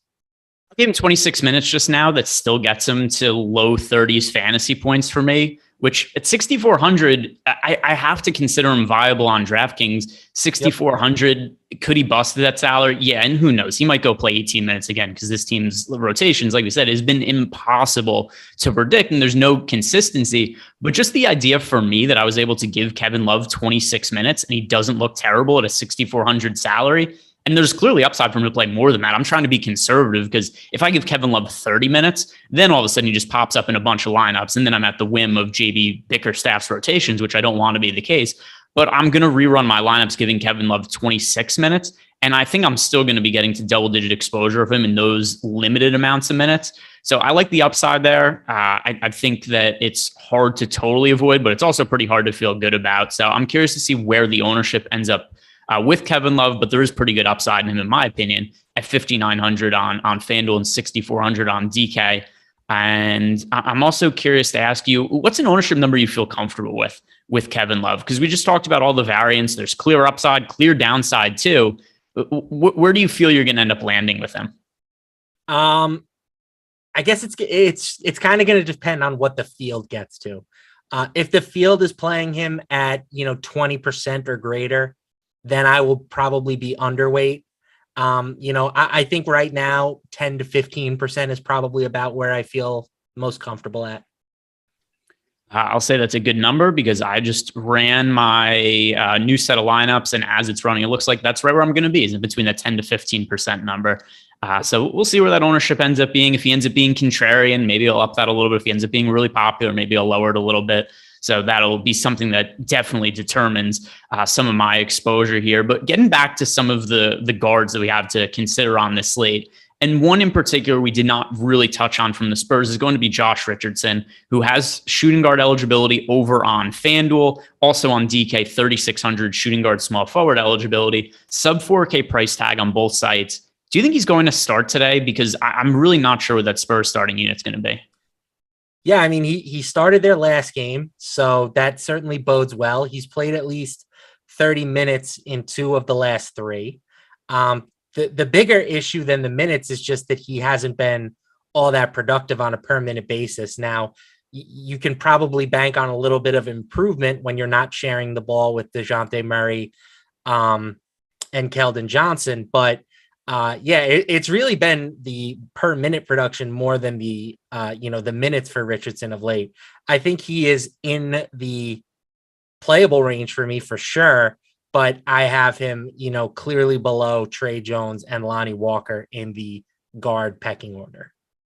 Here's my guess for the San Antonio Spurs starting lineup. Here are the ones I feel best about. Trey Jones and Devin Vassell, both starting. I think we'd say that pretty confidently. Keita Bates-Diop, I feel pretty good that he's going to start. The other 2 starting spots right now I have is Doug McDermott and Jock Landale. I think the Doug McDermott one, though, is that could go a number of ways. It could be Josh Richardson. It could be Doug McDermott starting and playing limited minutes. And then at center, it could be Landale. It could be Zach Collins. You and I also have had this show where we've done a very similar slate with all the Spurs guys being out. And then it ended up being Zach Collins that started over Jack Landale. And Jack Landale hardly ended up playing in that game. So the starting lineup is going to determine a lot. It is something we should get before the end of before too long, actually, because it's the first game to lock on the slate at 8 p.m. Eastern time. So game locks in 43 minutes. I expect to get a prompt Greg Popovich lineup. Hopefully he'll do us some favors. I know he doesn't usually, but why not be optimistic? But that's my guess for the starting lineup. What is your guess for the Spurs starting 5? I'm going to copy you with the exception of Richardson over McDermott. Yeah, that's totally reasonable to think that. Like you said, Richardson started before, but also Doug McDermott was out in those games. McDermott had started before. So we'll see. Some super chats to hit on, then we'll get back to the guard position. First, from Gabriel Meffrin, he's asking Mobley and Kuzma or Adebayo and DeMar DeRozan on FanDuel. Thanks, guys. Thank you, Gabriel. That is Bam and DeMar for me. I like the boost that Bam gets without Jimmy Butler on the court. Adebayo, big usage rate, also scores nearly 50 fantasy points per 36 minutes when Butler's off the court. And then same thing, DeMar DeRozan, big boost for him without Zach LaVine. So I like Bam and DeMar DeRozan more than Mobley and Kuzma. How about you? I am with you. I do really like Kuzma tonight. I think he's sneaky, but I can't not lean on the Bam DeRozan side. Like 2 just really good players to begin with, and both guys are getting huge boosts from their team's injury situation. So I agree. It's the second one. Here's the way I look at this, especially just the way the 2v2 breaks down. I like Bam more than I like Mobley. I like DeMar DeRozan more than I like Kuzma. It's as simple as that for me. I don't have to think too much more about that. Next question here from K2 Superman. Probably know where Greg is going to go, but Giannis or Jokic more valued? Everybody knows what my answer is going to be. Matt, are you on the same page as me?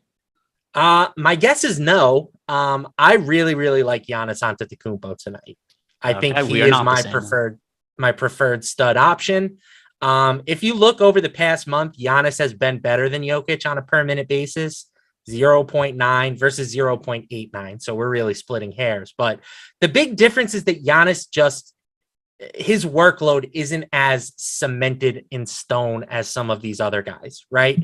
Giannis, there'll be nights where he doesn't get 30 minutes because the Bucks are playing in a blowout, getting blown out, and Budenholzer is just very quick to yank his starters. But tonight seems like a night where Giannis should be asked to do a lot. right? It's a primetime ABC game on the road in Golden State. The spread is only 2.5 points. The total sits at 238. I think if Giannis gets 36 minutes in this game environment, he is the highest scorer on the slate. So here's my counterpoint to that. I really like Nikola Jokic for starters. That's number one. I always have Jokic projected. I personally have Jokic projected for about 3.5 more fantasy points right now than Giannis. Here's another factor to consider, though. I don't know that it's possible for Jokic to play a bigger role than what he does, but Aaron Gordon and Will Barton are both questionable to play today. And that is news that I don't think we're probably going to get right now, but it's something that at least weighs on me a little bit. And then, like I said, as is, I already have a built-in bias toward, I wouldn't even call it a bias. I just always end up with Jokic projected higher than everybody else in any slate. And given how this season has played out, that seems more than reasonable that it's been the case. But would any of this change for you, or would your answer change if Barton and or Aaron Gordon was rolled out? No, I'm going to say no. I would still have Giannis projected for more, just again, based on the matchups, right? Jokic has Toronto, which is a tough matchup. Giannis gets Golden State, who has been good defensively this year, but they haven't been playing at the same level, no Draymond Green, etc. The real answer is that you could play both tonight very easily, right? I mean, that's going to cost you, DeMar DeRozan or somebody of that caliber. You probably can't pair those two studs and another high-priced player, but with all the Spurs value, using both is definitely doable. And I agree with you. Now that we have all these Spurs guys, I have a couple lines with both of them. Not that many, because I also like Donovan Mitchell. I like DeMar DeRozan today, particularly on a points per dollar basis. Of course, DeRozan benefiting without Zach LaVine, Donovan Mitchell benefiting without Mike Conley. Also, Mitchell has been priced down a little bit. So in terms of the hierarchy of pay-up options for me today, it is 1 Jokic, 2 Mitchell, 3 DeRozan, and then 4 Giannis right now. And then Bam is pretty close to Giannis for me as well. But I think these guys are good plays. It's just always Jokic for me. He's somebody I've ridden the entire season. It's gone pretty well and not something I'm going to change. And the other thing also, there's been all these slates lately where for whatever reason, Jokic just put him like 90 fantasy points at 12% ownership. He is getting under-owned on all of these slates lately. And I don't quite know why that's been the case, because he just does nothing but smash every night. Circling back on the Kevin Love news, because we got it a couple minutes ago. We were talking about the pay up options, answering the super chats. Kevin Love is starting tonight for the Cleveland Cavaliers. Oh, boy. You based on that reaction, I think you like this news. You like this. He is starting alongside Dean Wade or over Dean Wade?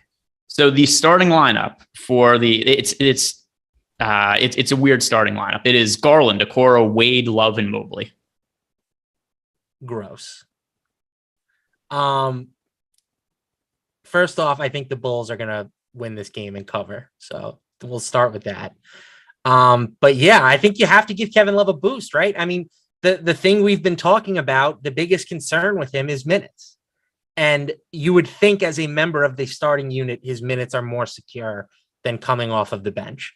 So I think, you said you had him projected for 26. I think 26 now becomes very reasonable and there's upside for more. So I think it's a big boost for Kevin Love. Yeah, it's definitely something that I think we could feel more comfortable with in terms of the minutes. It doesn't mean he's going to play like 36 or something, but I think this now means Kevin Love goes from a guy who's in like 10 to 15% of my lineups to like 20 to 30. That's probably where I land with him. And this is a spot on a slate with less value. I'd probably be all over Kevin Love.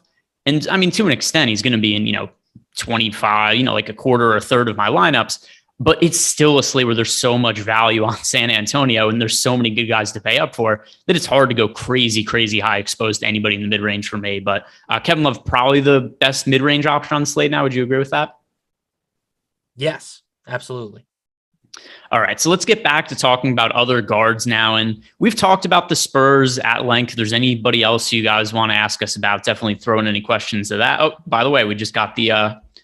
Put this on hold. We got Denver Nuggets news. Will Barton will play. Aaron Gordon ruled out, though.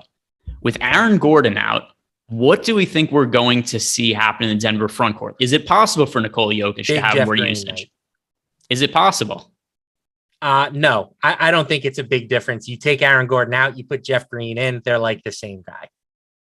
All right, let me look at the numbers for Jokic with Aaron Gordon off the court this year. These are one of the ones that it's kind of hard to consider ahead of time, where there's multiple ways for it to go, where Will Barton and Aaron Gordon, who have both been such important pieces for the Denver Nuggets this year, that it's hard to know ahead of time who's going to be in or out. Zeke Naji on track to play today. All right, Aaron Gordon off the court. What happens for Jokic if he gets a usage boost? Oh my God, are my pants going to get tight? All right, let's see. Nikola Jokic this year.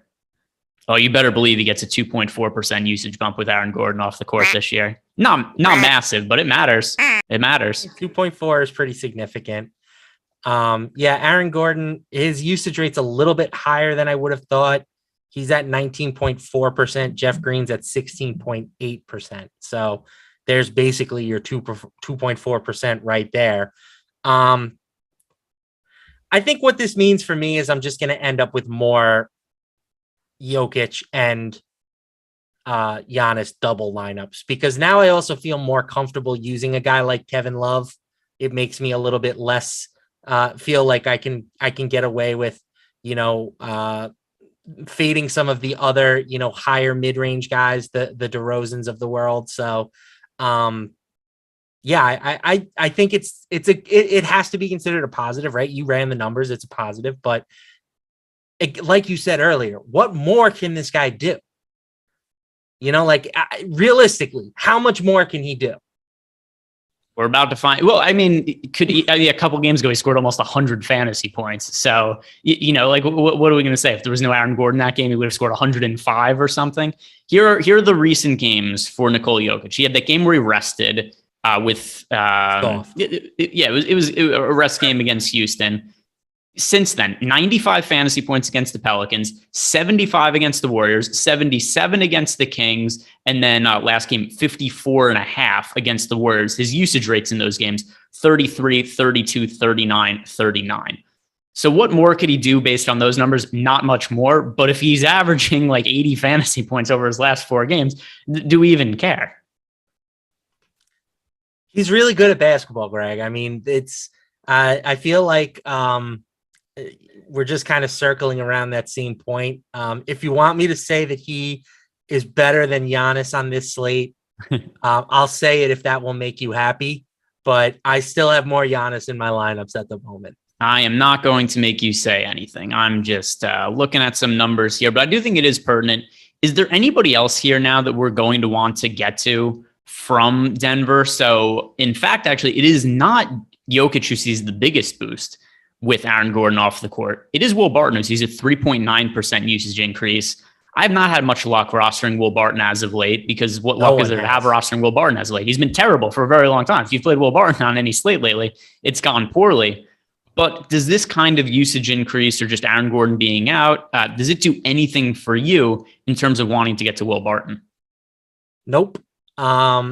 Again, I don't love this matchup for Denver. Their implied team total is still pretty good. It's 115 points or so.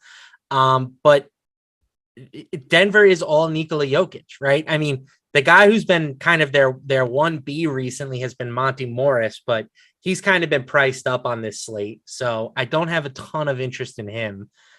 Jeff Green, we've seen bust in this spot a million times. And I just think at 4,200, like, there are better options for cheaper that we can consider as value plays. I really just haven't played anyone on the Nuggets other than Nikola Jokic all season. And for the most part, that's been fine. Might have a couple lineups with JaMychal Green.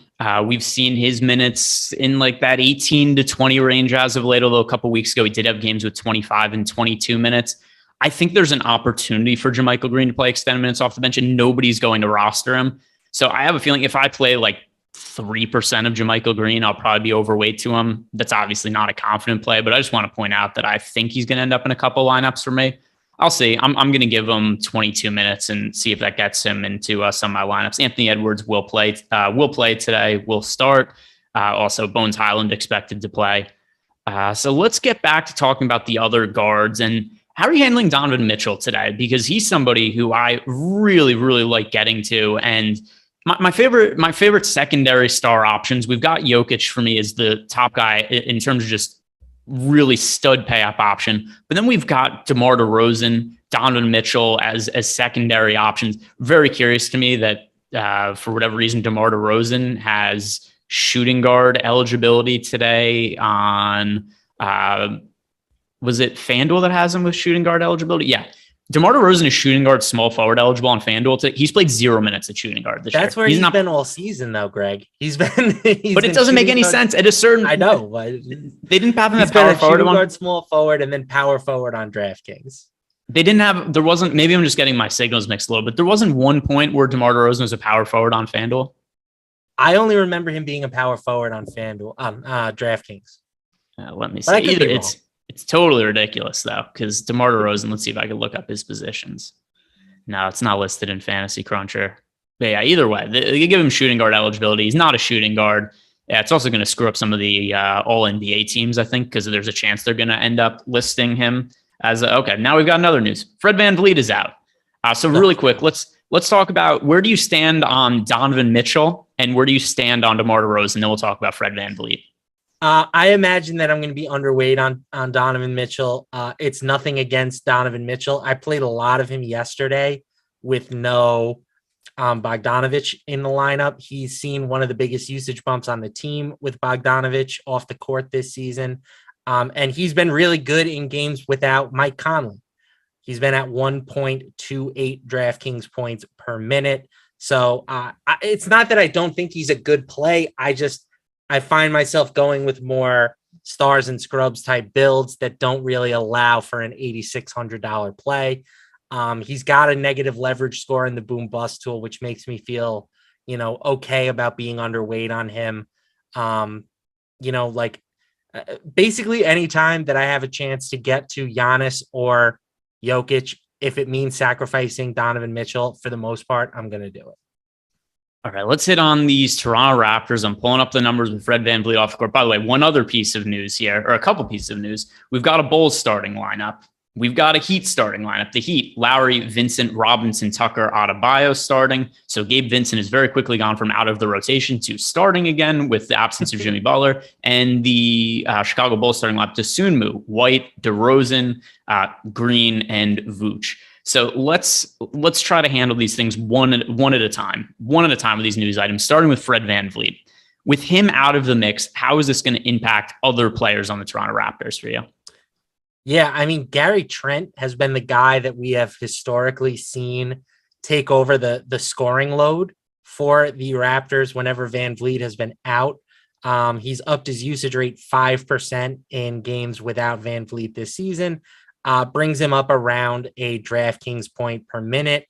I think ultimately, if Malachi Flynn starts, he's a guy that we've seen provide some nice value at times this season when he gets playing time. So he would become interesting. Is he also out tonight? Yes, Malachi Flynn is out for, I think he's out with a hamstring injury for like 2 weeks or something. Yeah, so then who is it? Delano Banton again? I mean, do they just go big? It's going to be interesting to see what they do. They don't have a ton of point guard options at the moment, Yeah, let's see. The last time Fred VanVleet was out, they had Malachi. No, Malachi Flynn was not in the last time Fred VanVleet was out. So, okay, I think this is a pretty good idea of what the starting lineup is going to be. They went with Scotty Barnes at point guard, and then they started Gary Trent, Chris Boucher, Siakam, and Khem Birch, and went really big. Oh my God! Boucher played 36 minutes the last game. VanVleet and Malachi Flynn were out. That is a gigantic starting lineup. Yeah,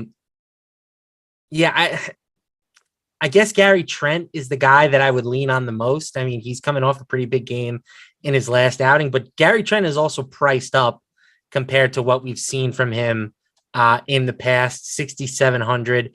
Boucher, if you think he's going to play 30 plus minutes, he becomes a stud option at 4,700.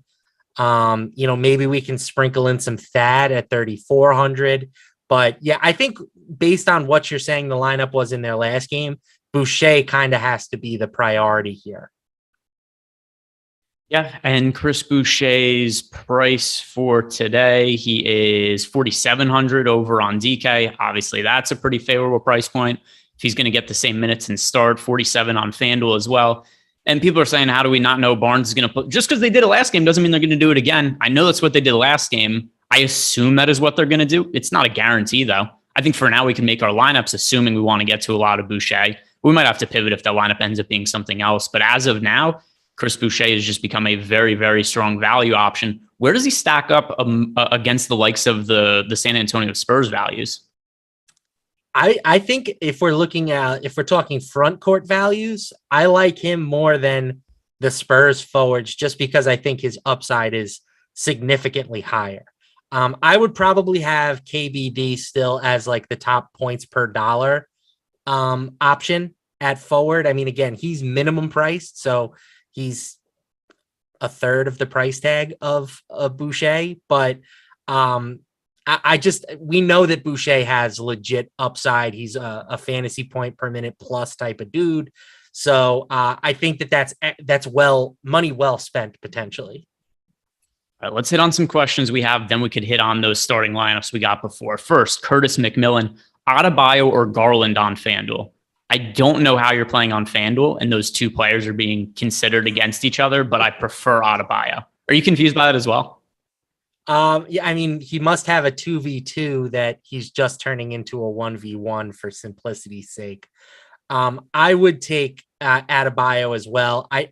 Darius Garland is probably one of the more underrated players in fantasy at the moment. The guy literally has to do everything for this team, but Kevin Love moving into this starting lineup is probably like a sneaky bad thing for Garland, right? That's another high usage type player that he's now going to have to share the ball with.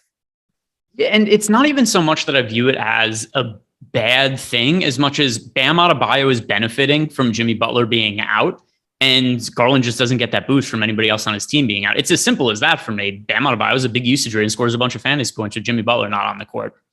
That's all I really need to consider here. Next super chat here from Michael Pizzulli. Hey guys, Barton or Brandon Williams on FanDuel? Both are 4,900.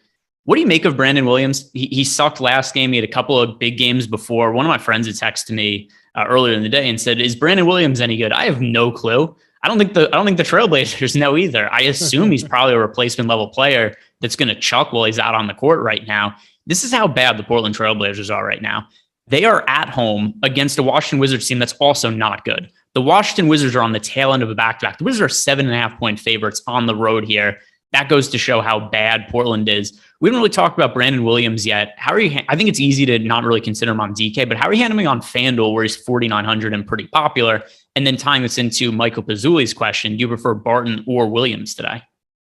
Hard prefer Brandon Williams to Will Barton. Brandon Williams he has no choice but to get shots up for the Blazers at the moment, right? And he's averaged 1.03 fantasy points per minute. Will Barton over the past month is at 0.79. So pretty significant differential there. I think Williams is going to be projected for more minutes as well. He has the better matchup against Washington. For me, there's really no reason to play Will Barton over Brandon Williams unless you want to make it some sort of ownership pivot. But I think for sure Brandon Williams I have projected significantly better than Will Barton. All right, are we all caught? Yeah, we're all caught up on super chats now. We did get a question in our premium Discord channel. This is from Jets World. He's asking DeRozan and Poole or Love and Bam on DK. I find it hard to get behind Jordan Poole at this point on this slate, so it is Love and Bam for me. How about you, DeRozan and Poole or Love and Bam Adebayo? I still don't hate Jordan Poole, but you're right. He's a lot less appealing now. His minutes have kind of been on the rise with all of their injuries, right? And if we give Jordan Poole 32 minutes or so, he can definitely pay off this price tag. But I think you're right where, Poole's salary has started to catch up to that role. And we've got a lot of other guys who are benefiting from a new role tonight. So they're just on a default going to provide more fantasy value. So I'll take the Bam side as well. We just got news. Damian Jones will start in place of Domantas Sabonis, who's out for the Kings today. So let's hit these starting lineups one at a time. By the way, people asking, there is no Spurs starting lineup yet. Hopefully will be coming soon. But this is something that obviously is going to be massively impactful on the slate. And I'm waiting to update my lineups and enter them into my CSV once we get this Spurs starting lineup. There's no point in me doing it now. I'm going to have to change it as soon as the Spurs lineup comes out. Popovich, as we should have expected, doing us no favors today. But circling back on some of these lineup news, first starting with the Miami Heat, with Gabe Vincent starting for them, is he somebody that you have any interest in? Kind of was getting phased out of the rotation, now forced into a starting role. I still think they have enough guards that he's not going to be like, this is not going to be the Gabe Vincent value show that we've seen at other times this season.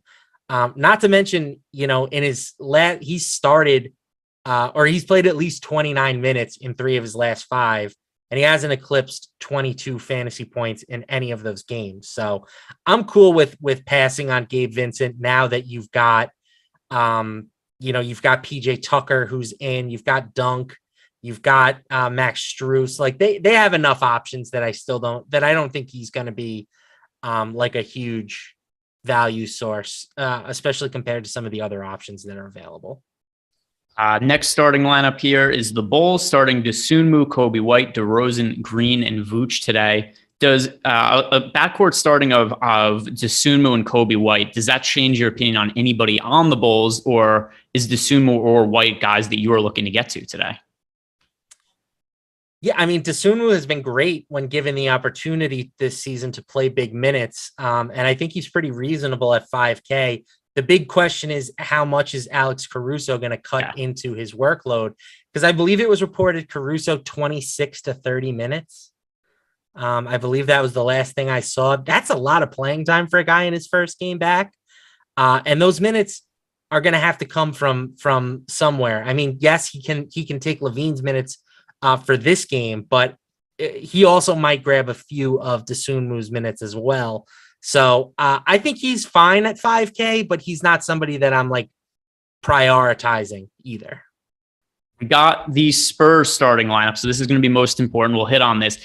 There are days where I'm like, hey, we're going to really lock in and go position by position. Then we just get slammed by news and starting lineups. It just becomes one thing after another. Spurs starters, Trey Jones, thumbs up. By the way, Scotty Barnes also expected to start at point guard today. So with that in mind, looks like we'll be getting Boucher as well.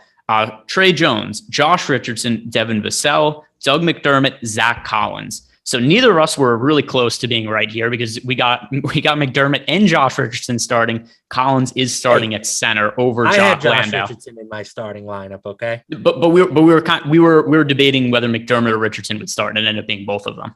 Yes. I said Richardson, you said McDermott. We were both. You're right. We were both right. Ish.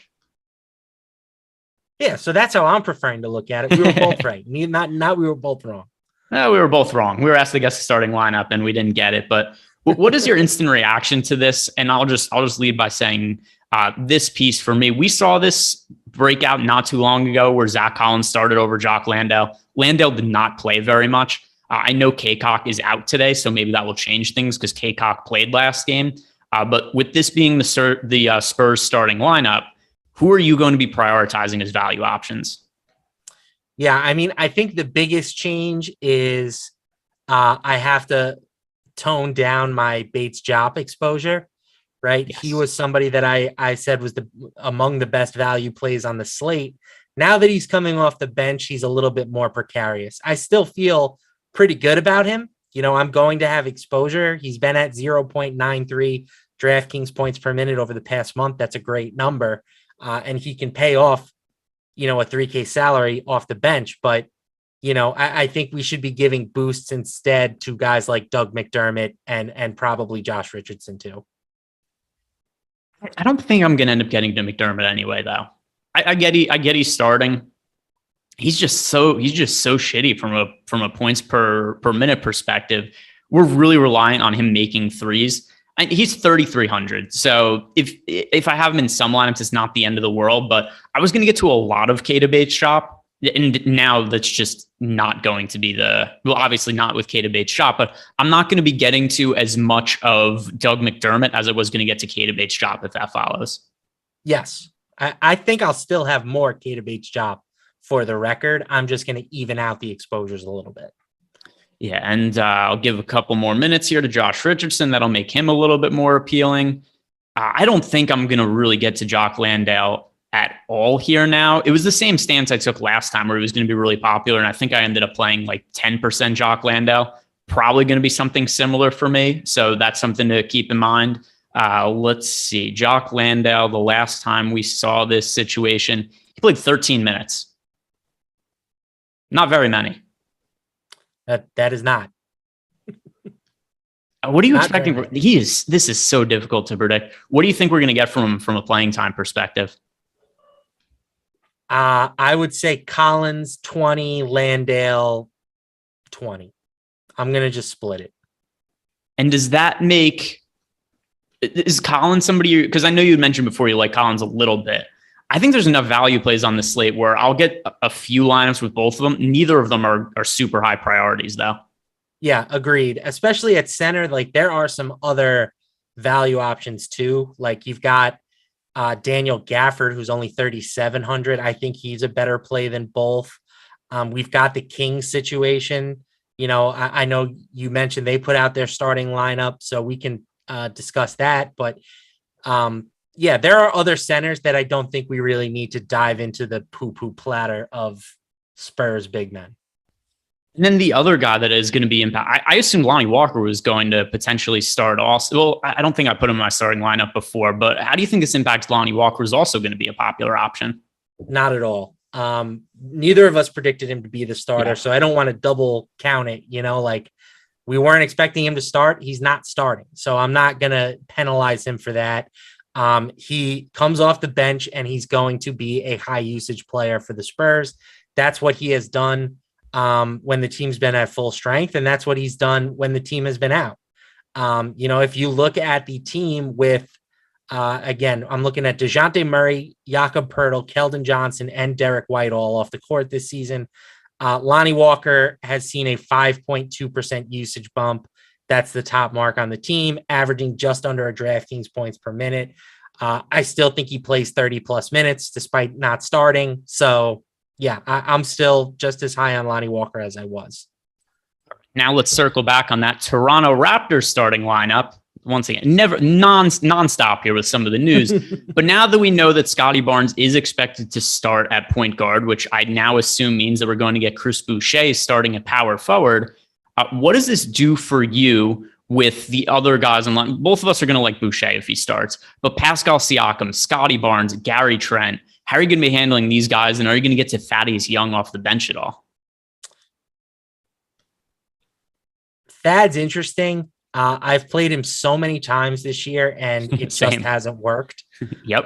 You know, even on nights when you think like, oh, this is the night they have to play Thad now, they just don't. So, you know, even if you want to give him a couple extra minutes, he hasn't displayed that same per minute upside that we've become accustomed to. So I think just given the volume of the value options, we don't really need to dive in there. Pascal's interesting at 8,900. But again, I think that's kind of priced up near his ceiling. You know, he's been as high as 95 recently, but against Denver, I don't know if I necessarily want to pay that price tag. For me, again, it's Gary Trent becomes the number 2 option on this team, but behind Boucher from a DFS perspective. Gary Trent's gonna try to do a lot of scoring tonight. He did that in their last game. He's seen the biggest usage bump with Fred VanVleet out of the lineup this season. So he's the guy for me, and I think he'll probably be pretty sneaky. All right, let's hit on some of these super chats now. Then we'll just try to sum up the forward and the center positions pretty quickly amongst guys we haven't talked about yet. And I'm sure more news is going to come out by the time we get there. But from Dean is overall thoughts on Blazers guys now priced up, worth going to them for value, but he's only playing on DraftKings. For DK purposes, no. The Blazers guys are way different looking on FanDuel than DK. DK, I really don't like any of these Blazers guys. Do you see it any differently? I still might play a little bit of key on at 44. I think 44 is pretty fair for him. But yeah, in a vacuum, I agree with you. Portland has the second lowest implied team total tonight. So they're not a team that I think we need to be paying, you know, premium prices for. All right. Next super chat here was from Damon Purdy, who's saying 2v2, Giannis and Vassell or Mitchell and Bam, and then also a 1v1 Trent versus Clay, all on FanDuel. All right. So first, Giannis and Vassell or Mitchell and Bam. Wow, that is Mitchell and Bam for me, but I don't think you could go wrong with either of those. I prefer Mitchell and Bam. I would take the Giannis side, but yeah, it's super close. And then a 1v1 Trent versus Clay. Now that Fred VanVleet is out, that is Gary Trent for me. Now ensue him going 0 for 10 from the field in the first quarter again, like he did the last time that we saw him as chalk. Gary Trent night, baby. Let's go. What could happen? What could go wrong? It's a great day to be great. He's gonna get his shots up. He's gonna get his shots up. Another super chat here from John Cooper. Is it a bad idea to be over on Jop? If so, for who? Is it a bad idea to be over on Jop? If so, for who? Oh, Jop. Okay. Is it a bad idea to be over on Jop? If I don't understand the if so for who part. I'm not playing a lot of K debates Jop now. He's going to be somebody. All right, rerunning my lineups, and let's see where I end up with K debates Jop. I just updated a whole bunch of stuff here. K debates Jop is not in very many of my lineups now. He's a sub 10% guy for me. Now that I'm getting to a little bit more McDermott than I thought I was going to. But K debates Jop is not a priority play for me. With him coming off the bench, I think it's a bad idea to get a lot of exposure to him. I think I'm understanding this question correctly. How do you read this? Is it a bad idea to be over on Jop? If so, for who? I have no idea what to make of that question. Let's just take it piece by piece. Is it a bad idea to be overweight on Jop? I think we both kind of feel like that's a yes at this point. Again, our latest ownership projection had him projected for 50% ownership on DraftKings. He's got a 34% optimal lineup rate. I would much rather play him closer to the optimal lineup rate than the projected ownership that we have. Right. And Greg is going way down. I have closer to like 30% at the moment. Greg said he's got 10. So I think, but we both agree that you don't want to be playing 50% KBD. Yes. If you are going to pivot away from him, is the second part of the question. Who do you go to? You can stick with the Spurs, right? You can go with a Doug McDermott approach. You can go to, we've talked about forwards. Let's see. I like Rui. I like Rui at 3,200. I think he's an interesting pivot. I guess down in the depths here of forward, like the real cheap options, I'm not seeing a ton of players that I have very much exposure to. Do you have anybody in that like 3 to 3,500 range that you like?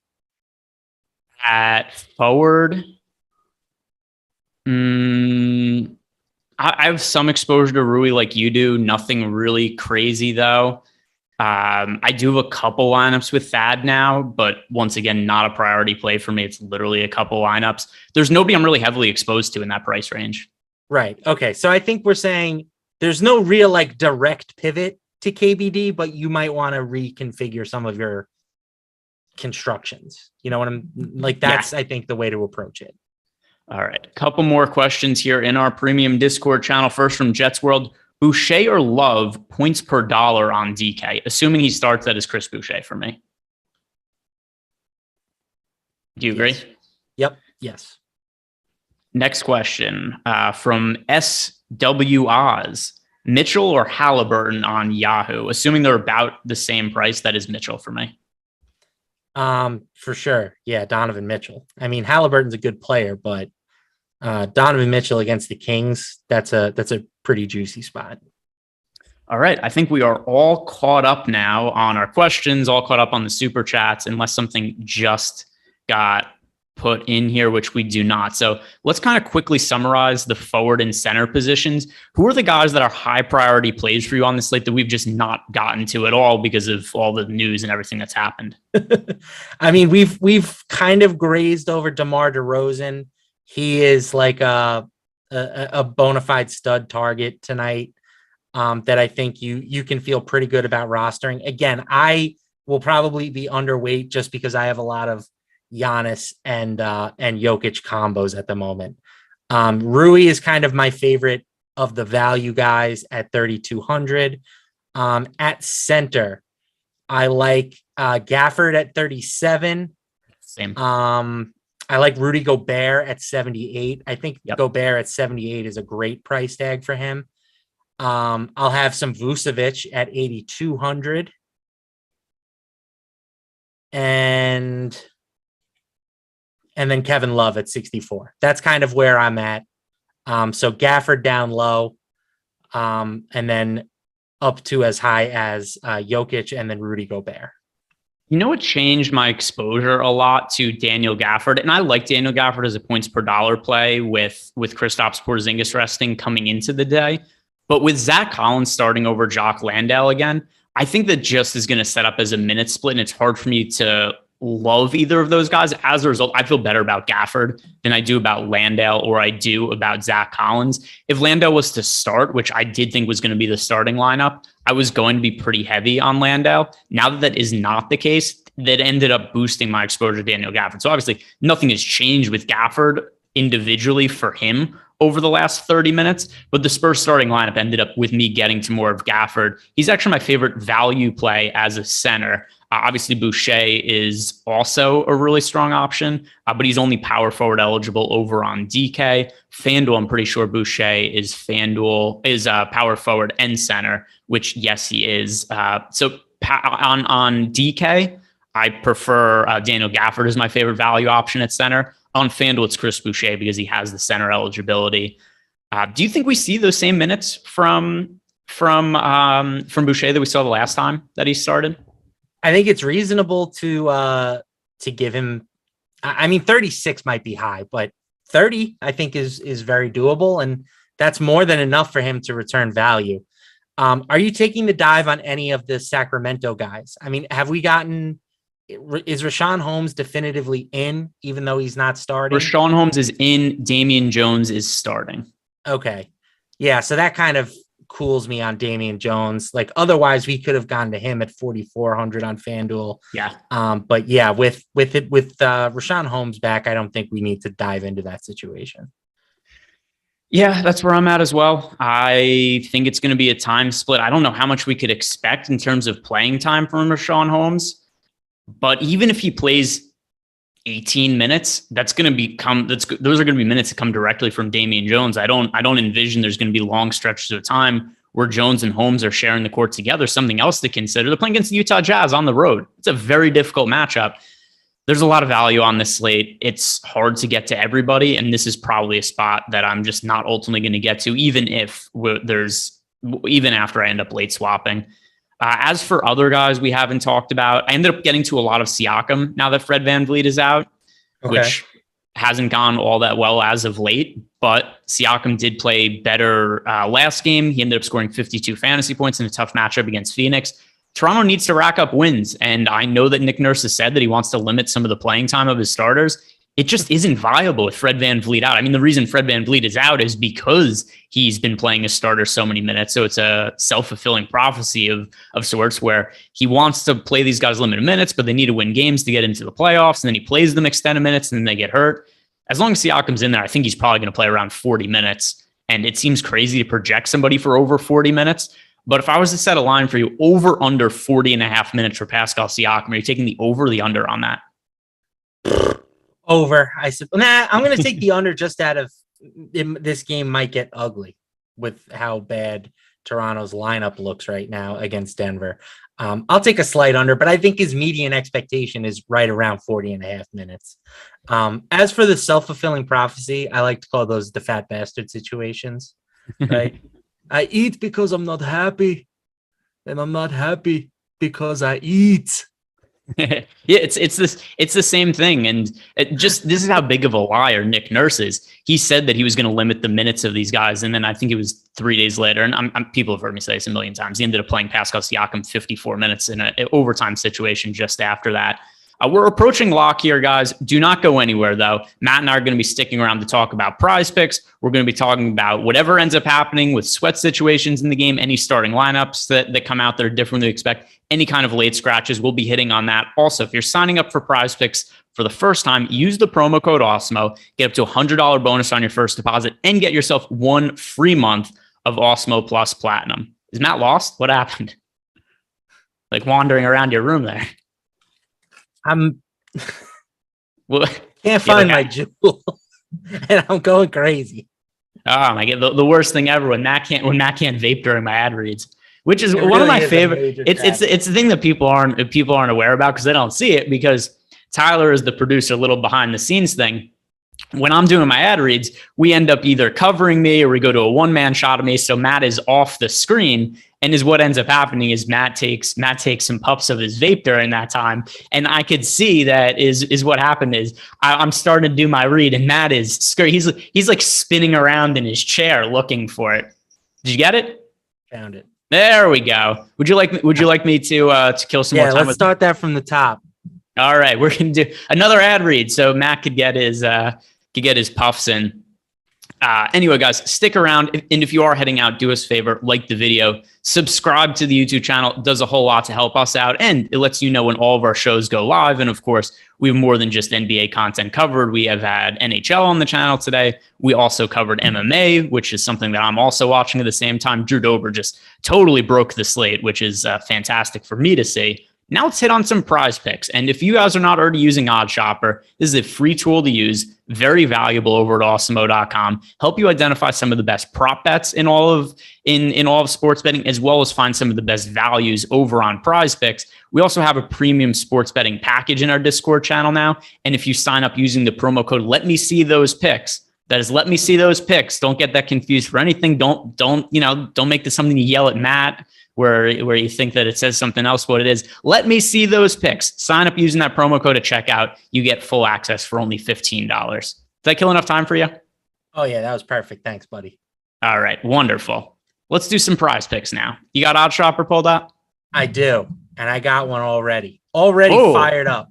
All right, there we go. See, this is why we give Matt the break and we let him vape a little bit, because he comes up all amped up and ready to give out the good picks from OddsShopper.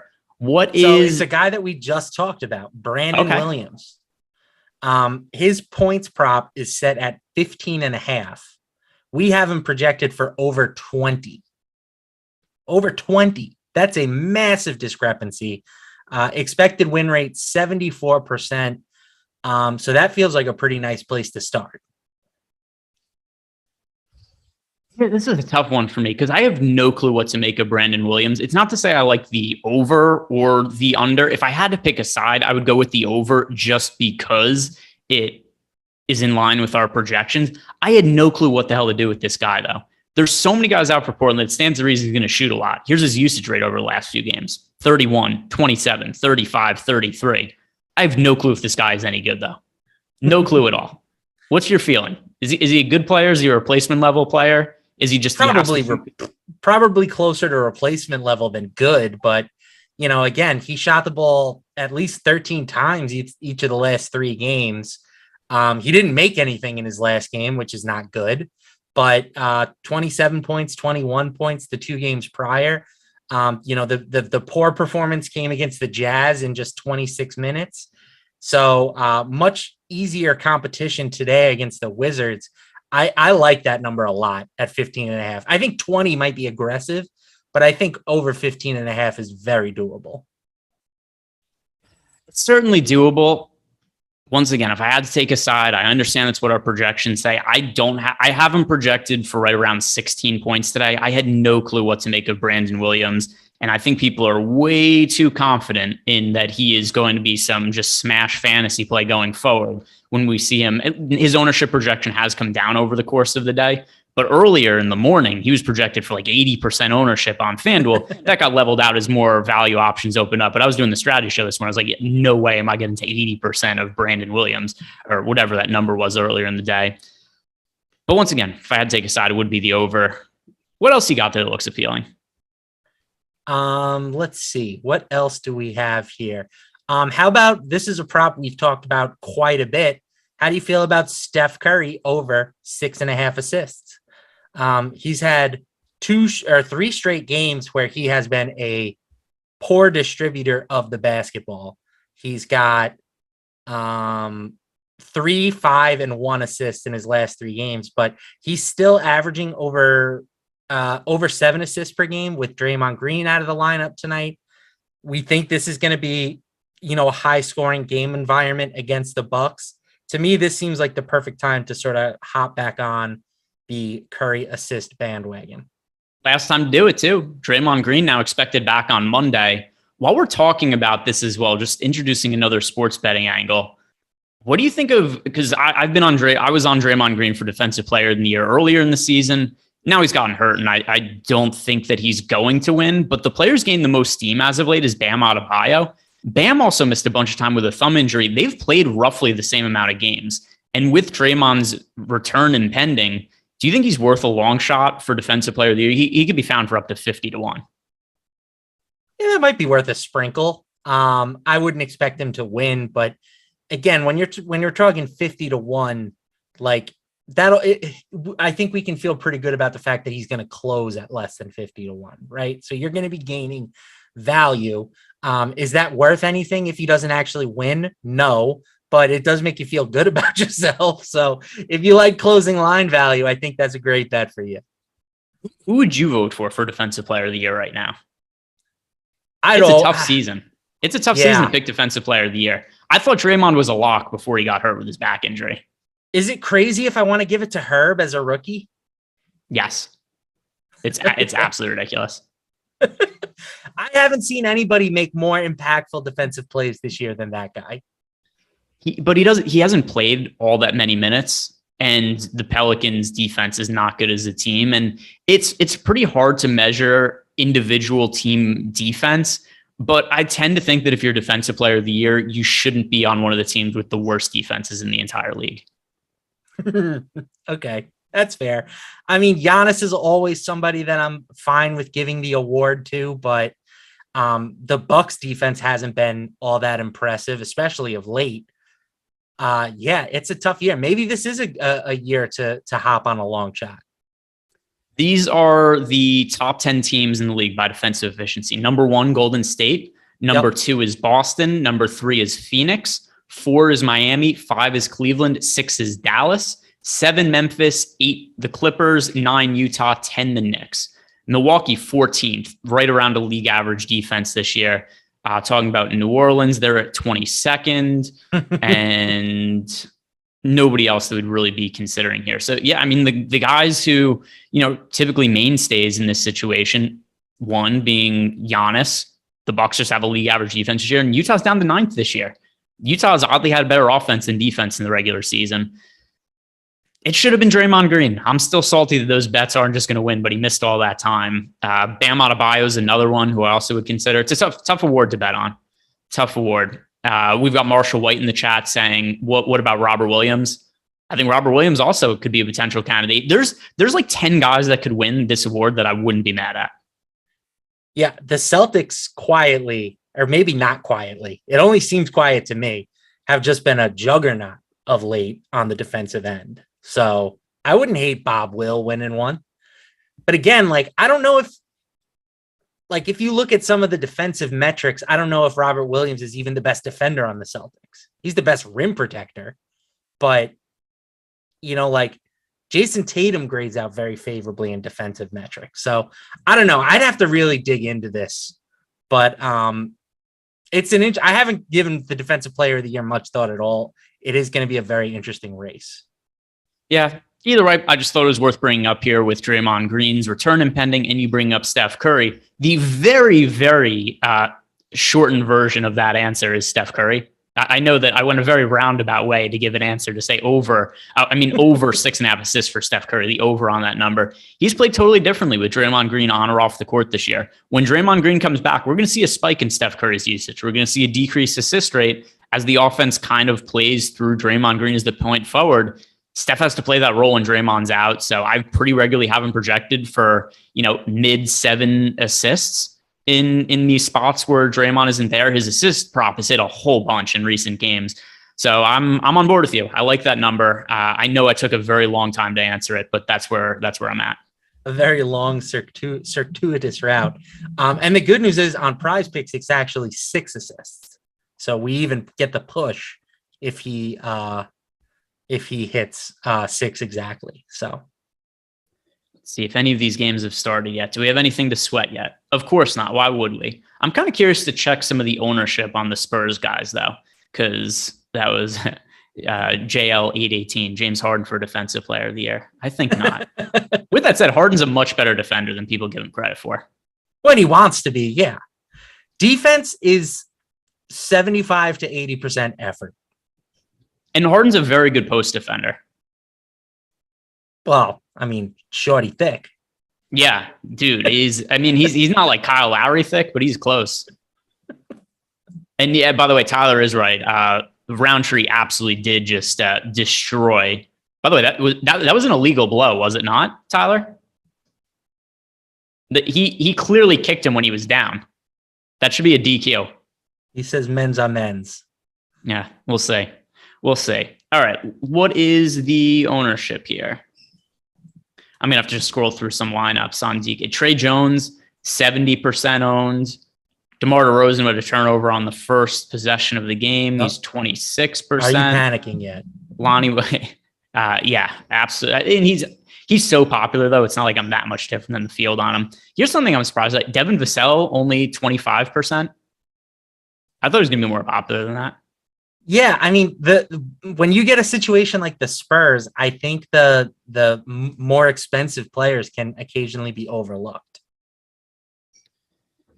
We did just get I kind of missed this, but we did get a Warrior starting lineup 5 minutes ago. Curry, Poole, Thompson, Wiggins, Looney. So Poole starting in the backcourt alongside Klay Thompson. What do you make of this information? What props there on Prize Picks for Jordan Poole? Are there any? I actually wrote up this game for my same game parlay article. Ooh. And I had the over on 16.5 points for Jordan Poole as one of my wagers. And that seems to be what the line is on Odds Shopper or on Prize Picks as well, 16.5. Give me the over. Give me the agree. over. He's been scoring 20 plus now. He is a candidate for some shooting regression because he has been red hot recently. But you know what? Like when you play alongside Steph Curry and Klay Thompson, you're going to get a lot of open looks because that's just how defenses have to approach that situation. Okay, so they just Tyler, no illegal blow there. They just gave the win to Roundtree. Tyler's not paying attention anymore. It clearly looked to me like giving you the thumbs up. Oh, did he? Yeah. Oh, okay. I didn't realize. I thought that. Yeah, to me at least. Obviously, I'm not watching it all that closely. It looked to me like he just kicked him when he was down, though. No, now Tyler laughed. Why is that illegal? You can't kick a man when he's down anymore. That's one of my favorite. No, he never could. There used to be in Pride, they used to soccer kick dudes, which was a promotion over in Japan. Where you'd hurt a dude, you knock him down on the feet, and they just go up and they start soccer kicking him in the face. And I watch it, I'm like, doesn't that hurt your foot? Just kicking somebody in the skull with your foot? That would seem really painful. Like I would, as much as I make fun of Jimmy Butler, I would be worried about my toes if I was soccer kicking somebody in the head. Well, you can't go toe first. You got to go top of the foot. But how do you even technique, Greg? How do you get top of the foot when he's on the ground? Chat can hear me. Chat can hear me, but not Greg. It was more like he was getting up, and then it was like a front kick as opposed to like him like punting him in the head like Randy Orton in the WWE. Man, it was clean. I don't get WWE references. I don't know who Randy Orton is. I don't know wrestling. I don't know country to answer music. Your question though, Greg, it's the same way that you kick a football without breaking your toe. You got to go technique. You don't want to lead with the toe. You got to lead with the other part of the foot, the meaty part. But a football's soft. You still don't kick it with your toe though. Yeah, except I don't have to worry about. You don't have to worry about hurt. Like, I'm saying that no matter what, I feel like it would hurt to kick somebody in the head with your foot when they're laying down like a soccer ball. I'm not saying it wouldn't, but it would hurt the other person a lot more. That aside, let's go around the association. Let's sweat some of the results from the first couple minutes of these games. By the way, a minute into the game, Timberwolves up 6-0 on the Heat. Actually, less than a minute into the game. That's a quick start for them. Bulls and Cavs. Mobley has a couple buckets right off the bat. DeMar DeRozan back in the positives in fantasy point. Is 1 rebound to go with his turnover. Spurs, they got 6 points already. Who's got the buckets? Devin Vassell has an assist and a board. Trey Jones, 2 points and a steal. Zach Collins got a couple of points. Josh Hurtson, a couple fantasy points for everybody there. Good starts for the Spurs guys. Let's get back to prize picks, Matt.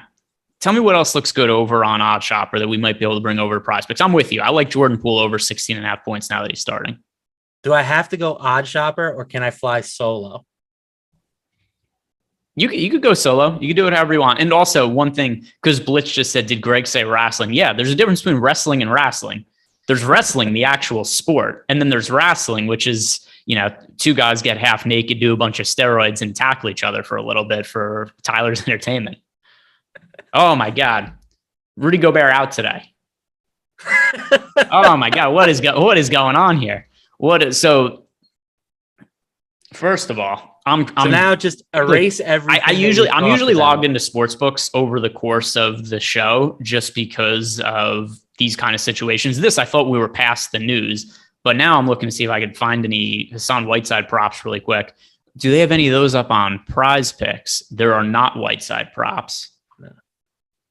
This is a game that they should win pretty easily against the Sacramento Kings. So I assume this is kind of just a pseudo rest spot for Rudy Gobert. But now let's talk about it. Totally unexpected news. Came out of nowhere. You and I both had exposure to Rudy Gobert. That is not going to be the case anymore. Who is going to be benefiting the most from the Utah Jazz now that there is no Rudy Gobert today? Azubuike's out too, by the way. So I know people are going to look at some of these games without Gobert and say, oh, look, Whiteside didn't play that many minutes last time around. Well, Azubuike was in for some of those games. He is not in the mix. Are we getting to all the Whiteside? You have to. Yeah, Whiteside becomes the best value play on the slate. Like, again, another guy we've talked about a lot this year. As a member of the starting unit, his upside isn't nearly as high on a per minute basis, but that doesn't matter when he's 4,200. If he's just a 1.0 fantasy point per minute player, which is about as low as you'll ever see for Hassan Whiteside, he can still pay off this salary in 20 minutes. So I think he becomes a major late swap priority. You need to get as much of him into your lineups as possible. This is why we stick around. This is why we do this extra 30 minutes, because this is going to be, really important. Here's something I love. I love that I don't have that much exposure to the Spurs centers now, because how much would it suck to have Jock Landale in a bunch of lineups and not be able to swap to Hassan Whiteside right now? Hassan Whiteside, it's going to be hard to lock him in, I think, because there are some lineup spots taken, but I'm playing him in as many lineups as I possibly can, as many as possible. Yeah, I'll use whatever, quick late swap optimizers as possible. And then if I have to just completely rejigger some lineups, I'll do that too. Like he's a must now. Get him into as many lineups as you can. All right. I just upped his minutes, but I have him projected for over 40 fantasy points now. Yeah, you have to. How many lineups could I get him into? Zeke Naji was just ruled out, by the way. I was able to get to 90% Whiteside. This is, what's really painful about this, though? This is going to cut into my Jokic exposure. This is very upsetting for me. It's all right. Welcome aboard the Giannis train, baby. Yep. By necessity. There's nothing I can do about it. I like Whiteside. I want to play as much Whiteside as possible. Oh, this is going to kill me when my guy Jokic goes out and scores 90 fantasy points again. Well, I'm sure you'll have some with both of those guys together. I do. Blazers starting lineup: Williams, Hart, Ellaby, Watford, Eubanks. God, does that nothing seem says I'm tanking quite as hard as a Portland lineup these days. It's not even tanking. Until Josh Hart gets shut down. The thing is, all those guys are actually hurt for them, though. But Lillard's hurt. Lillard's hurt while he was playing. Yeah. Winslow hurt. Simon's hurt. Anthony Simons, I think he might be okay. He might be able to play if he needed to. The craziest thing is that they're still live for a playoff spot. Well, yeah, because the Lakers can't beat anybody either. The Lakers are blowing 20-point leads to the to the Houston Rockets. I know. They need LeBron to drop 50 to get past the Wizards. That's what it's come to. LeBron is playing out of his mind, too.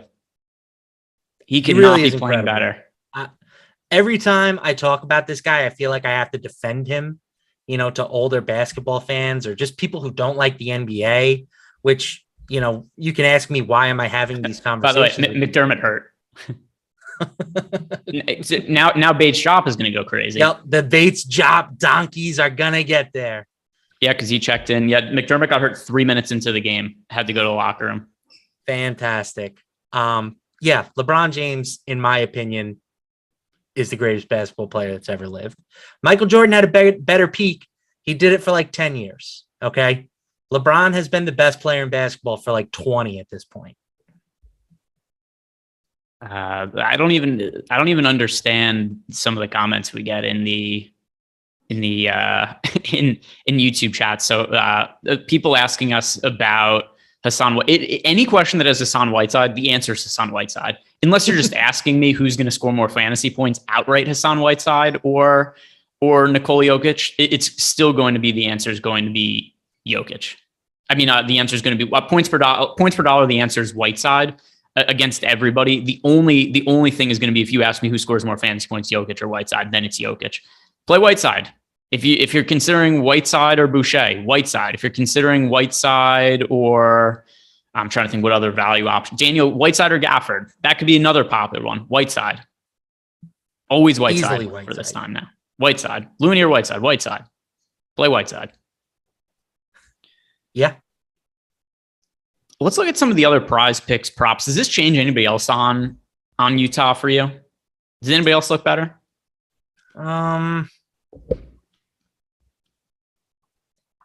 I mean, maybe you get a little bit more Donovan Mitchell. I really would have to do an on-off queue to see who benefits the most. Obviously we would love to hit some Whiteside props, but they're not available. So the one that caught my eye that I was going to get to before we got that huge news bomb was I'll take the over on 21.5 for Gary Trent Jr. It's a high number, but again, Trent is the clear top scoring option when Fred VanVleet sits.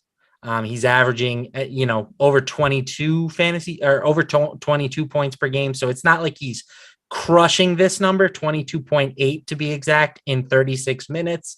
But he might play more than 36 minutes today, right? He played 40 just last night, scored 42 against Phoenix. So I think 21.5, while it may seem high, is actually a pretty good number. Let's see, where do I have him? I'm probably going to agree with you. Gary Trent. Yeah, I'm on board with the over there. I wonder, does he have a threes prop over on Prize Picks? 3-pointers made. Trent. Negative. He does not. I was curious to see if he had one. What about this one? Brandon Williams is a 3-point prop of 1.5. If we're going to expect him to score a lot of points, don't we have to assume that the 1.5 threes is pretty favorable looking? Yeah, that does feel low. Brandon Williams has jacked up. He only had 3 attempts last game, but he had 7 and 5 the 2 prior. I still think I feel better with the scoring prop than I do with the 3-point prop. I'm going to look up his college shooting numbers because we don't know anything about this dude. Well, at least I'm projecting on you. I don't know that much about him. How much do you know about him? I know what he has shown in his very limited time in the NBA. All right. Brandon Williams, college basketball. What were his 3-point shooting numbers in college? Went to Arizona. They were not great. Shot 32% from. Oh no, is this a different Brandon? There's too many Brandon Williamses. Brandon Williams, Trailblazers. Let's see. Where did he go to college? Do you know where he went to college? He went to Arizona. Oh, that was the right. That was the right. Brandon that Williams. is the right one. He's not even. How old would you guess Brandon Williams is? I looked it up, so I know. Oh, okay. 22. Bro, I just assumed he was a little bit younger than that, but whatever. So in college, he shot 31% from three. Not great. I'm with you. I feel better about the points prop than the threes prop. Didn't shoot the three all that well in college. Hard for me to think that it's going to be better in the NBA. People saying sports books, we've got Gary Trent prop at 3.5. That's fair to me. I think 3.5 is where it should be. I thought there was a chance there'd be a 3 out there, or 2.5 or something. Yeah, 3.5 for what it's worth, we have him projected for 3.3. But I think that is conservative. And we have just totally. Doug McDermott will not return today. That was quick. That didn't last long. Doug McDermott, 3 minutes, 5 points in his 3 minutes, though. Came out gunning, but will not return today. Let's see. 5 minutes left in the show. If you guys haven't done it already, do us a favor. Like the video, subscribe to the YouTube channel. Check out OddsShopper. Free tool to use, help you identify some good prop bets. The Minnesota Timberwolves have hung 20 points on the Heat in the first 4 minutes of the game. Karl Anthony Towns, 11 points and 2 rebounds in 4 minutes. Heat side of the game, we've got Bam Adebayo, 6 points and 2 boards. He's the only one doing anything. Cleveland up 17-13 on the Bulls. Evan Mobley, 11 points, 2 boards, and 2 steals in the first quarter. Nothing from Kevin Love. He is at 0 points. Chicago Bulls side of the game, DeMar DeRozan, 0 points so far. We're almost at the end of the first quarter. He's yet to make a bucket. That's suboptimal for me. I assume for you as well. Yeah, I mean, again, I ended up with, I think, underweight on DeRozan just because I had so many Giannis Jokic combos.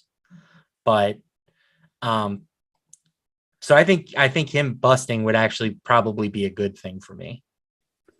On the Spurs side of the game, Trey Jones struggling a little bit. 2 points and a steal in 6 minutes. Not great, not terrible. Actually, everybody from the Spurs is busting right now because they've got 13 points in the first 6 minutes of the game, but almost half of those came from Doug McDermott. He's out for the rest of the night now. So Doug McDermott was the only guy going well for San Antonio. You know who else is off to a hot start? Young Jock Landale. Dun, dun, dun, dun, dun. 4 points and a steal in 2 minutes. Oh, buddy. Cool off. He better not outscore Hassan Whiteside. I'll tell you that much. People asking about the Toronto lineup. What's up with it? We don't have it. That's what's up with it. We don't know who's starting yet. I assume Chris Boucher, but we won't know for sure probably until after the show is over. Maybe not. Maybe we'll get in the next couple of minutes and then we'll be able to react to it. But right now that seems pretty unlikely. Any further thoughts you have on any late swap situations we have before we'll find one more prize picks pick for the people at home. But any further thoughts on this slate with all this news? Hassan Whiteside starting. What was the opportunity cost for you? Who did you get less of now that Whiteside becomes such a good looking option? Yeah, I had to tone down a little bit of my Boucher exposure. That was one of the biggest ones. I had to tone down my my Rui exposure. Just playing around, got Rui out of my utility spot. And again, this is just a reminder, and I know we don't need to tell it to you guys because you're all super sharp, but make sure that your latest players are in the utility spot. And that way you have more flexibility than if you're locking it up with a 7 p.m. guy. Or if you're using Fantasy Cruncher, it does it for you, which is also really, really easy. And I can't imagine a situation where I would be hand building 150 lineups on a lot of nights. That would be pretty time consuming, especially if I was on a show where, God forbid, somebody gets ruled out late scratch, which of course never happens in NBA. It would be pretty impossible for me to rebuild all my lineups without using Fantasy Cruncher. But let's see. What am I? Oh, Daniel, so I mentioned Gafford before, too. I didn't mention less of Gafford, less of Jokic. The Jokic one kills me because I'm overweight to Jokic every single slate for basically the entire season, and I can't go to my guy here now. I need to get to Whiteside. It's the right play to make, though. Yeah. How popular do you think Whiteside's going to end up being? Ooh, good question. 40%.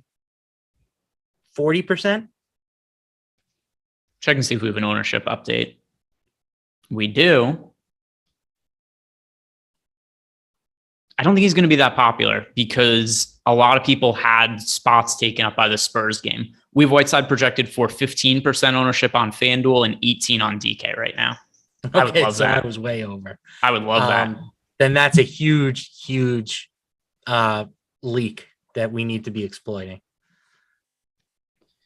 Are you ready for one more prize pick before we get out of here? And also to Salad, who's saying I always over dramatize the first minute of the first quarter. We're here for 30 minutes and the slate's already locked. I'm trying to do it for dramatic effect. I don't actually think the first minute is that important of the game, but it's kind of fun to sweat these games. We're doing it live. Give me that final pick, and then we'll sign off for the night. Rui Hachimura over 11.5 points. He's played at least 24 minutes in 3 of his last 4 games. He scored at least 15 in all of them. And now he gets a goated matchup versus the Blazers. Rui! Let's do it, baby. I dig it. And then one other thing too, Kristaps Porzingis is out because of a rest situation. Right. So I'm with you. I also like the over there for Rui Hachimura. Guys, thank you very much for sticking around. Like the video, subscribe to the YouTube channel.